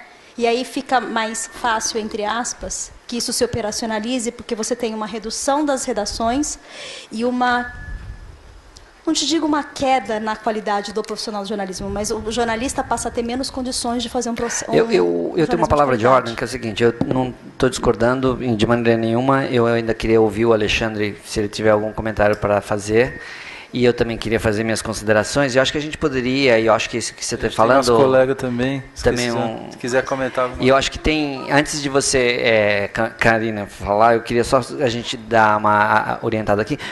Eu acho que a gente vai ter que realmente dar uma pausa, um freio de arrumação, e eu acho que o que você está apontando no caminho já estava anotado aqui como uma das coisas que eu ia colocar, mas a gente não precisa entrar na filigrana da discussão do termo em si, porque acho que aí a gente pode discutir, basicamente, se você está falando um livro, discussão quais são os artigos que a gente quer publicar. Isso a gente pode discutir e acho que é indiscutível. Então, acho que a gente quer entrar nessa empolgação, a gente pode fazer isso em um outro momento. O que a gente podia fazer agora é o que a gente quer e para onde a gente quer fazer, à luz do que a gente está discutindo até agora. Então, eu queria ouvir o Alexandre, depois eu faço minha ponderação e a gente amarra se vocês me aceitam. Não, só eu queria fazer... não discutir os detalhes, é isso que eu estou querendo dizer. Só para terminar, porque ela começou, uma das coisas é essa, ele vai falar a segunda, daí ela fecha. Eu queria só sugerir, então, nisso, que a gente fizesse uma reunião que não fosse seminário temático, que fosse de organização no grupo. É que, na verdade, o seminário temático ele foi mudado por conta da ausência do Chaparro por licença. Mas tinha essa perspectiva da gente falar. A gente ia fazer essa discussão. Então, mas para a gente falar sobre, né, qual vai ser o tema do livro, quem faz o artigo... Não, a gente nem está falando isso, a gente está fazendo para abrir uma discussão, é só isso. Eu acho que talvez seja a gente gastar uma energia em torno de uma discussão que talvez nem vingue, mas né? Poderia ser assim, eu tô sugerindo que a gente não saia daqui até sem janeiro, falar... De fevereiro, vamos fazer em tal dia um encontro tal para discutir. Vou anotar aqui. Ou até lá a gente, cada um propõe um seminário. Karina, e só para, enfim, só para concluir, antes de você falar também uma coisinha, assim, no final das contas a gente teve uma eleição que todos os partidos políticos da Nova República foram considerados ladrões e um bando de juiz e neófito e louco veio à tona. Então, assim, você teve um processo... Tira o microfone desse menino! Você teve, então, esse processo todo industrial, de apuração e de lava-jato, acabou com a política. Acabou, fragilizou a democracia de uma forma... Uma pseudo-racionalidade que, na verdade, deixou virar. Acho que isso para mim é um artigo sem dúvida nenhuma, Bruno. Inclusive você já está sendo escalado para ele. Não, e aí a segunda sugestão é que a gente tenha também como atividade, e aí são só sugestões de atividade mesmo, né? Essa é um projeto de um livro ou de um seminário, e numa outra perna, que eu gosto muito da questão do letramento, da literacia, da gente ter também dentro do grupo, pensar uma atividade e um momento em que a gente vai fazer transmissão de conhecimento, e a gente pode depois pensar quais são os grupos, quais são os temas, mas fazer uma conexão entre a pesquisa que a gente faz, o que a gente produz como acadêmicos, com o público externo. E aí, para mim, seria interessante que não fosse da academia para a academia, mas da academia para escolas, enfim. Era isso, pronto. Fazendo a ponte, então, com literacia da mídia. Vamos lá. Bom, então, meu nome é Alexandre, prazer.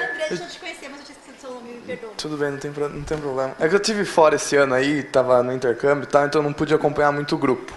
Mas vou dar aqui o meu pitaco, né, o famoso. Eu tive a oportunidade de trabalhar com a Deutsche Welle esse ano em Media Literacy, né? Então, estou na tangente também do grupo, né? Mas eu acho que dá para trazer de alguma forma. O que me veio muito daquele trabalho nessas discussões por exemplo, eu trabalho aqui com o pessoal do audiovisual da USP, eles tiveram alguns projetos que é ensinar audiovisual para escolas de periferia. Então, você vai para a periferia e você fala com o estudante lá. Você já parou para pensar por que a pessoa enquadra aqui, do jeito que enquadra?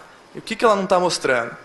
E daí, quando acontece isso, dá uma luz na cabeça da pessoa, ela fala, puta merda, agora eu entendo mais, e ela começa a se envolver mais. Eu acho que tem muito a ver com o que o Bruno estava falando, daquela discussão do por que a pessoa, sei lá, o seu filho, não era o seu filho, não sei, não lembro. É youtuber. Eu, no caso, sou estudante de jornalismo da USP, passo minha hora por dia assistindo o jornal, mas se eu for comparar, eu acho que até eu assisto mais YouTube. Por quê? Aqui, meu pensamento pessoal, né? Parece que o YouTube é uma coisa que o cara escancara o processo, sabe? Então, se é um cara que está com uma câmera, ele mostra ele tentando filmar a coisa. E é uma coisa que o jornalismo eu não vejo em lugar nenhum. Então, quando você falou em fazer um livro, por exemplo, falar com o pessoal de humanas para trazer essa narrativa, eu acho que seria interessante para a gente escancarar o processo do jornalismo, sabe? Porque as pessoas não sabem mais por que é importante confiar no jornalismo. Qual que é a diferença de eu ouvir o jornalista da confiança, né? E de eu ouvir o cara do WhatsApp? Eu acho que porque a gente tem experiência nisso, seria bacana escancarar.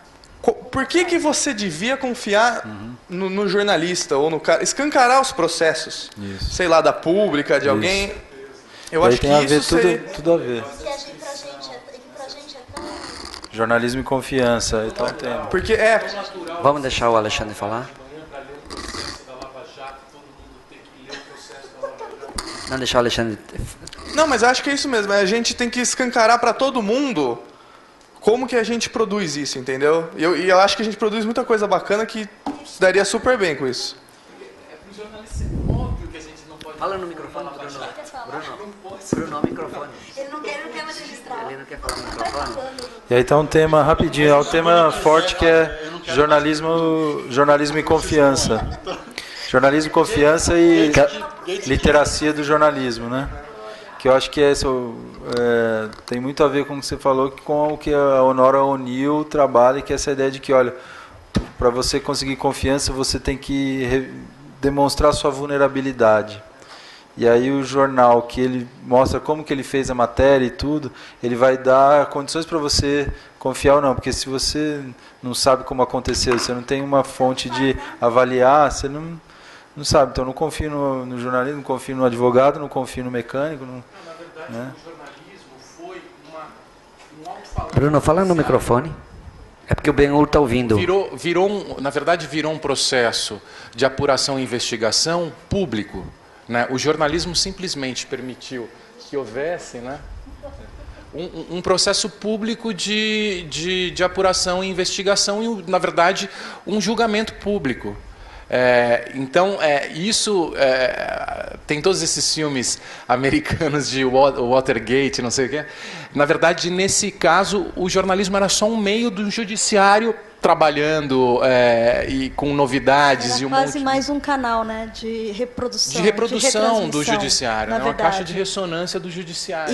E a gente pode até questionar se houve... Wi-Fi, que faz o Wi-Fi chegar no seu quarto. Repetidor. Repetidor, roteador, é um roteador, né? E aí um Watergate, um livro assim, o livro seria um Watergate, só que o jornalismo fazendo esse papel de massa de manobra do judiciário, sem perceber, e todo mundo super empolgado, achando que estava derrubando a República, e elege um Bolsonaro. Aí quando vê, puta, o Bolsonaro foi eleito, fudeu.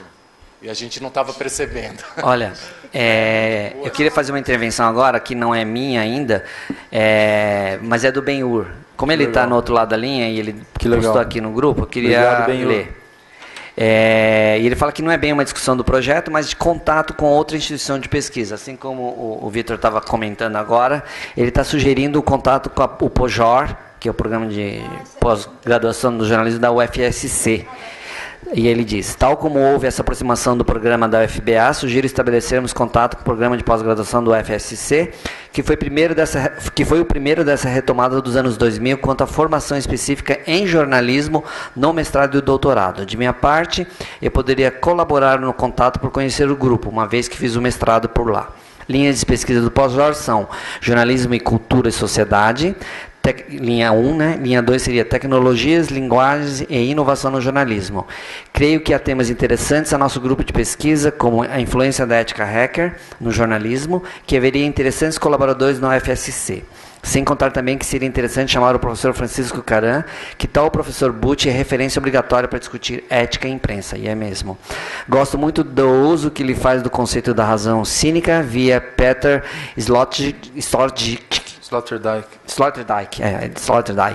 para comentar algumas ações da imprensa, sobretudo de grupos patronais em discussões sobre a liberdade de imprensa, que tem tudo a ver com a gente. Penso ser importante haver interesse do expresso do grupo em discutir liberdade e do direito à informação frente a processos intensificados de tecnologia, totalmente aderente, como o uso de algoritmos no jornalismo robô na seleção de notícias, transparência massiva de dados públicos, e como esses processos reconfiguram o papel profissional do jornalismo. E entre parênteses ele fala, acho que esse último post é talvez o mais oportuno, o primeiro, apesar de ser mais extenso, o segundo tem mais a ver com o debate do projeto. Eu acho, Ben-Hur, que são extremamente oportunos e que vão ser discutidos, nem ser discutidos, mas acho que a gente tem que pensar seriamente nesse tipo de parceria, já que se ele prontifica, né? Com certeza, acho que já pode fazer o contato e ver se a gente não faz da programação do seminário, se outros podem participar, às vezes incluir alguma coisa, igual eu consegui fazer com o Wilson Gomes nesse ano que passou aí. Tá, eu queria falar a minha posição, e aí acho que ajuda, né, também até pegando o gancho do Ben-Hur, e aí falar algumas ponderações que vão ser bem curtas, tá, pessoal? Menos que 9.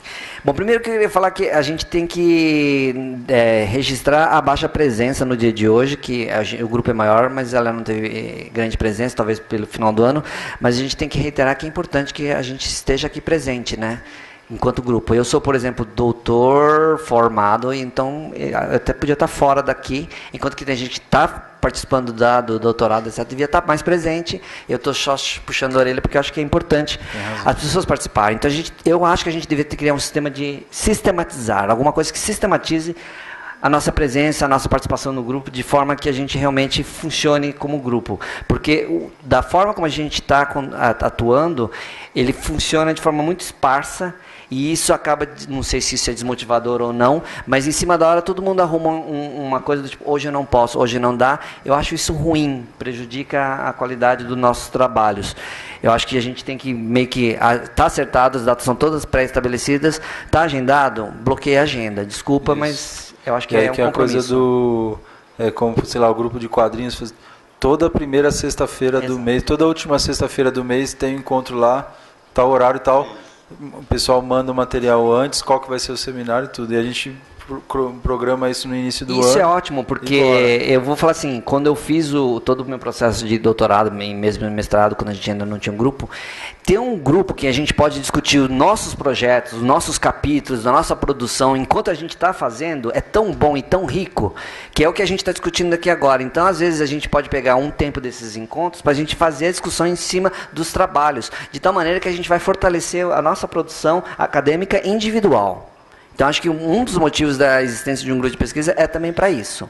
E nisso me leva uma outra questão, que é o seguinte: eu ia falar baixa produção acadêmica, Vitor. Na verdade, a gente tem uma zero, né? Tirando o Camilo, que uma vez credenciou o grupo, acho que ninguém mais publicou nenhum artigo científico que credenciasse o grupo de pesquisa. E é super importante, além de ser uma grife, né? A gente está falando de um grupo de pesquisa que é duas instituições de peso, IEA e IECA, e a gente devia dar mais crédito a esses produtos aqui que a gente tem feito. Então, a gente também teria que pensar em algum modo de sistematizar a nossa produção acadêmica. Não sei como. O que normalmente a gente faz é isso, fazer um relatório, tem um relatório que a gente envia para o IEA, e eu pego a produção de todos durante o ano. Eu não sei o que vocês acham, mas eu acho que esses relatórios que a gente está, de certa maneira, a gente presta conta, com pequenas modificações, a gente conseguiria transformar aquilo num artigo. Só para ter ideia, assim. Por exemplo, eu lembro de um debate que a gente fez, eu e o Bruno, falando de fake news, Brex. Se a gente trabalhasse um pouquinho, daria para virar um artigo. A gente fez com Schiller, lembra, Camilo, quando a gente veio o Fernando Schiller? Daria para fazer uma discussão à luz dele, rebatendo, ou o livro que ele vai publicar, alguma coisa assim. A gente tem que ser meio que proativo para dar visibilidade ao grupo. Até para compartilhar as discussões que são feitas no grupo, né? Sim. O nosso site está meio parado porque também antes a gente tinha bolsistas e agora nesse ano não tive. Então, eu acho que está uma coisa também que eu posso me responsabilizar mais a partir do... eu acho que a gente não tem, à luz do mundo do Wilson Gomes, que diz que acabou o mundo do jornalismo, mas as redes sociais estão ativas, a gente tem que usar as redes sociais entre nós, grupo, para que isso funcione, né? Acho que não tem muita desculpa. Concordo muito com aquela discussão que o Camilo falou sobre qual é o objeto do grupo, que a gente precisa pensar, e acho que isso é indiscutível. Acho que o fato do Wilson Gomes estar ponderando no grupo dele lá essa questão de que o jornalismo perdeu por redes sociais, acho que é grande gancho para a gente pensar o jornalismo enquanto instância. Sim. Como o Camilo disse, está no nosso nascedor, no nome do grupo. Então, acho que o jornalismo ele vai ser extremamente necessário enquanto objeto do grupo. Então, acho que o que nos torna como comum é muito mais jornalismo que qualquer outro dos outros, direito e liberdade. Às vezes tem gente que trabalha com direito e jornalismo, às vezes tem gente que trabalha com jornalismo e liberdade. Eu, por exemplo, trabalho de jornalismo e democracia. E aí onde que entra? Não entra muito direito, eu não entro em nada. Então, mas liberdade, direito... mas aí tentando ser um pouco mais restrito. Então, acho que assim, a gente tem grupos, e dentro de um grupo de pesquisa é bem possível que a gente tenha subgrupos de pesquisa dentro do próprio grupo que podem ter coisas afins. Então, de repente, a minha pesquisa pode colaborar com a pesquisa, estou chutando, do Camilo. E aí a gente pode fazer um diálogo mais eu e ele, para a gente poder produzir juntos, etc. Então, a gente tentar sistematizar também o subgrupo. Você quer falar, Camilo? Quero, só uma parte rápida, porque todo mundo dialogou com a fala que eu fiz, mas quero um pouco assim, por exemplo, eu trabalho sobre direito à comunicação, meu tema não é jornalismo. Eu só acho que precisava ter coerência ali, entendeu? Se fosse comunicação, direito e liberdade... então você está sugerindo mudar também. Não estou sugerindo nenhuma coisa nem outra. Quando eu fiz uma parte, era só assim, vamos resolver, porque se for, eu problematizei, se for porque a gente começar a fugir do jornalismo, vamos trocar, vamos chamar comunicação, direito e liberdade. É uma questão.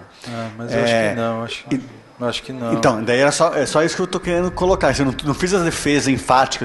Se o nosso nome é jornalismo, direito e liberdade, eu acho que a gente deve continuar falando de jornalismo. Ou então a gente mexe, porque, claro, eu estou falando muito mais hoje de Google, Facebook, ou sei lá o quê, do que de jornalismo. Não, obrigado pelo aclaramento, mas eu acho que isso é uma discussão que a gente tem que fazer. Eu acho que é importante a gente talvez fazer com o grupo cheio, com o quórum maior. A gente tem mais uns 4 ainda aqui. Tem 2 presos, 4 exilados. Um em Curitiba. O seu Chapéu tá... eu acho que a gente poderia, e eu tinha anotado aqui, realmente fazer publicar um e-book, fazer alguma publicação e que a gente saísse já pensando em a gente publicar uma temática e que fosse muito boa e que desse visibilidade para esse nosso grupo, logo de partida. A gente já saiu de férias agora meio que com uma lição de casa e discutir nos grupos de redes sociais nossos, ali nosso grupo, e a gente falou, a gente está pensando em fazer um e-book à luz talvez tentando aproximar as pesquisas de cada um e a gente tentar achar um denominador comum, e talvez o Vitor possa ser o organizador dessa publicação, que eu acho que é uma coisa que a gente poderia fazer e contribuiria muito, à luz do que está vindo aí de 2019. Então, acho que isso era importantíssimo a gente fazer, até para a gente sistematizar. E aí cabe tudo que a gente falou até aqui. Acho que não tem nada do que a gente falou aqui que seja excludente. Então, acho que a gente pode fazer isso sim. E só para finalizar, aí eu vou falar em relação à questão do Vitor, quando você fez a sugestão, que realmente é relacionada à sua disciplina, mas eu acho que o grupo, ela pode ser um dos nortes, que não sei se alguém se opõe, mas a gente poderia também, de certa maneira, entre aspas, encampar no grupo que faz a parte, você como um dos coordenador ou coordenador do grupo, é legal que sua pesquisa esteja aqui também, então o seu trabalho acho que faz sentido. Eu só queria perguntar uma questão de que, como você fala em teoria crítica, quando a gente fala em teoria crítica, a gente associa muito a questão da escola de Frankfurt, quando a gente fala de teoria crítica, né, não teoria convencional. E aí, quando a gente pensa em teoria crítica, a gente pensa em apresentar uma proposta política de reorganização da sociedade, em tentar interpretar as relações sociais para contextualizar os fenômenos que estão em voga. A minha pergunta é anterior a essa. Você acha que jornalismo e direitos humanos, ele pressupõe ou já está maduro para a gente fazer uma produção de uma teoria crítica? Porque eu não consigo, eu não sei, me parece ainda um campo que a gente está falando um pouco do microcosmo ainda, não é o campo que seria. Pode ser que seja, e talvez Bruno, que tem mais afinidade com esse tema, o próprio Vitor, possam dizer. Eu não sei se ainda cabe uma teoria, já cabe uma teoria crítica. Isso é uma falha de minha, porque talvez eu não tenha tão enfronhado nesse mundo. Eu queria até tirar essa dúvida. Teoria crítica, se a gente pensar que o Marcos Nobre trabalha, aí não focando muito coisa da escola de Frankfurt propriamente dita, mas fala até que nem se chamaria escola, porque, enfim, cada um tem a sua perspectiva, mas falou que tem 3 grandes dimensões que eu acho que estão presentes no nosso grupo, que é diagnóstico do presente, ou seja, um diagnóstico sobre as condições atuais do jornalismo, aí tem orientação para a emancipação, que aí seria essa potencial para uma sociedade futura, enfim, melhor, etc. Só que o que a teoria crítica faz é não impor isso que venha de uma mente de um filósofo esclarecido, mas identificar nesse diagnóstico do presente as pretensões para uma vida melhor que estão sendo sufocadas, seja por distorções comunicativas, seja por estruturas, contradições do capital, seja por experiências de desrespeito, que são as 3 gerações da teoria crítica. E a terceira dimensão seria crítica das condições da produção do conhecimento. Então, diagnóstico do presente, orientação para a emancipação e crítica das condições de produção do conhecimento. Então, em alguma medida, eu acho que estão ali presentes, né, como uma teoria crítica, que vai falar, olha, eu não estou descrevendo o mundo como ele é, e ele é fechado assim, eu estou descrevendo os potenciais de melhora, as demandas que estão presentes ainda nos sujeitos que participam do espaço público. Então, não é que a gente está impondo, mas identificando ali essas demandas, sejam elas sufocadas ou não. E aí, como que a gente produz o nosso conhecimento também? E aí, com isso que a gente dissemina, como que a gente divulga, como que a gente socializa, que eu acho que também faz parte. A gente está fazendo só para acadêmicos, etc. Será que a gente não está condicionado dentro da nossa bolha? Acho que também já está fazendo esse exercício. Então, teoria crítica no sentido mais largo possível, que Foucault diz que a gente tem um tipo de teoria crítica. Então, acho que estaria ali, né? Mas eu acho que não estou tão preocupado em disputar isso, que enfim, a gente poderia disputar que é uma teoria crítica, mas... Não, acho que faz todo sentido. Eu acho que fazendo uma análise, inclusive, do discurso que vem sendo feito, dos erros e das formas como estão sendo ditas, por exemplo, a questão da Lava Jato.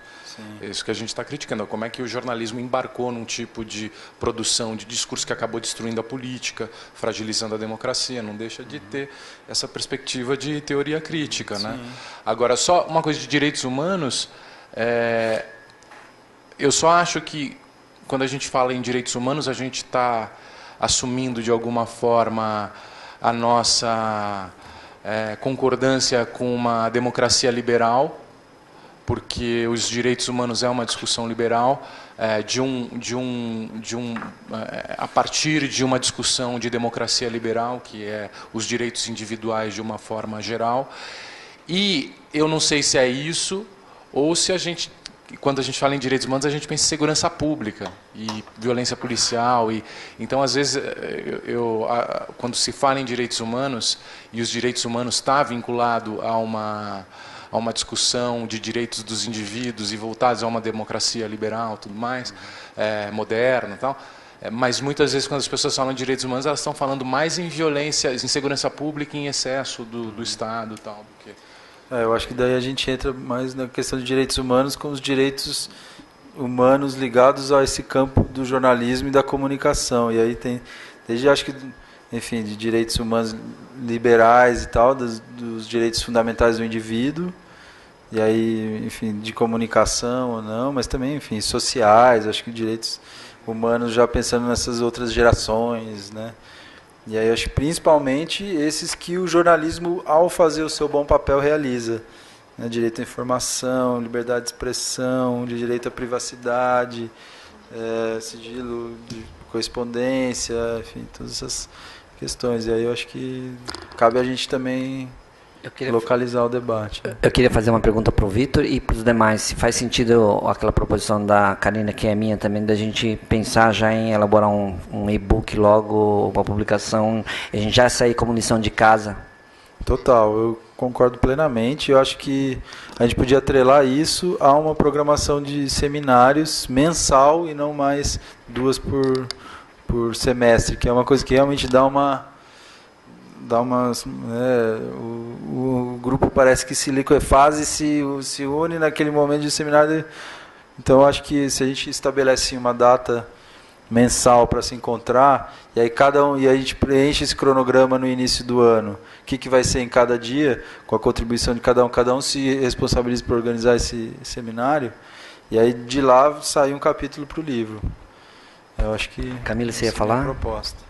Não, eu acho que o tema deveria ser democracia. Não, beleza. A gente não discute o tema, mas eu acho que é não só coisa... Como é que você falou? Você falou uma coisa que eu achei muito legal, mas achei um pouco mais restrito, eu não lembro mais. Esqueceu? A liberdade, a partir do ano que vem, a questão da liberdade? A democracia nas redes sociais. Não, é porque a minha sugestão era que a gente fizesse a conexão entre jornalismo e judicialização, jornalismo e judicialização. Direito. Eu acho que a gente devia, por exemplo... dialogasse com o campo do judiciário. Eu acho que poderia falar dialogar também com o Bolsonaro falando fora a Folha de São Paulo, sabe? Sim. Isso não é judiciário, mas eu acho que é fundamental. Aí é política, jornalismo e política, né? Enfim. Eu acho que a gente devia dialogar com Democracia 2019. O Lava Jato acho que é um dos. Lava Jato. É um dos, mas não seria só ele, não. Eu não faria só a parte do jurídico, do ambiente, mas trabalhar com a ideia de... A gente está brincando 64, 68, mas acho que a democracia... Jornalismo e liberdade política. Uma coisa nessa linha, assim, era uma sugestão, mas acho que não sei se a gente sai daqui agora. Eu estou querendo mais sugerir, porque depois não sei se pode ser o Vitor ou pode ser eu, sei lá o que, a gente já coloca na roda e aí a gente fala assim, olha, vamos pensar e daqui uma semana ou 2 semanas, sei lá, depois das festas, a gente já sai com uma sugestão e a gente vai trabalhando meio que virtualmente para tentar esboçar, para quando a gente vir encontrar, a gente já vai ter pré-artigos. E aí a gente vai fazer a edição entre nós, que eu acho que é um outro processo muito produtivo, né? Do que a gente pode, à luz de um primeiro esboço, de um rascunho, de um artigo científico, acadêmico, com todos os rigores necessários, a gente já tem uma coisa mais madura para, no primeiro trimestre, a gente já sair com ele à baila. Eu gosto muito dessa proposta, Nuno, da gente poder ter esse espaço de interlocução, que é uma interlocução que eu acho que é necessária no meio acadêmico, e é uma chance que talvez a gente esteja perdendo, né? De estarmos todos juntos discutindo em cima de trabalhos. Eu super apoio, assim, acho legal. Além da sugestão sua e do Camilo, alguma sugestão mais? Alexandre, Bruno, Vitor? A minha é essa da gente atrelar a um programa de seminários, que é o que a gente vai ter em cada encontro, e aí, não sei se no primeiro trimestre a gente consegue ter Não, acho que isso tudo, mas enfim, já ponto pacífico. Acho que também faz todo sentido, porque não encaminhado. adianta só publicar e depois ir para uma noite de autógrafos. Tem que ter uma discussão Então, mais profunda. eu já comecei a ver, ó, jornalismo, confiança, literacia do jornalismo, das mídias, jornalismo judiciário, jornalismo, eleições, mídias sociais, jornalismo, direitos humanos, a gente já pode já ir preenchendo aí, cada um vai se responsabilizando. Quero falar do MBL. Jornalismo em movimentos sociais digitais. E aí a gente pensaria num livro e-book mesmo, formato digital e em formato livre, né? E aí artigos. Pode pensar um livro, artigo, e eu acho que legal quando o Ale fala de escancarar o processo, a gente pode pensar em outros produtos que possam vir juntos com o livro. Então, sei lá, se a gente tem algumas cenas a gente debatendo e tal, tudo mostrando o processo da construção do livro, não sei, fazer um... Não, acho que esse é um desafio. Fazer um artigo mostrando o modo produtivo, como é que é o modo fazer jornalístico. Podia ter uma entrevista com a Patrícia, hein? Não, eu acho que isso também podia fazer uma entrevista. Por isso que eu ia perguntar, uma entrevista valeria muito a pena, gente. Eu acho que vale a pena também, até como abre ou como fecha da revista, fechamento da revista. Acho que valeria a pena. E se for Patrícia, é super na mão, né, gente? A gente faz fácil. Pode falar, Bruno. Ô, Bruno, fala no... Esse jornalismo autodestrutivo, suicida, tal. Você sabe que rolou comigo, assim, que a gente publicou o livro, né, e é bastante crítico em relação aos erros do governo de São Paulo, tal.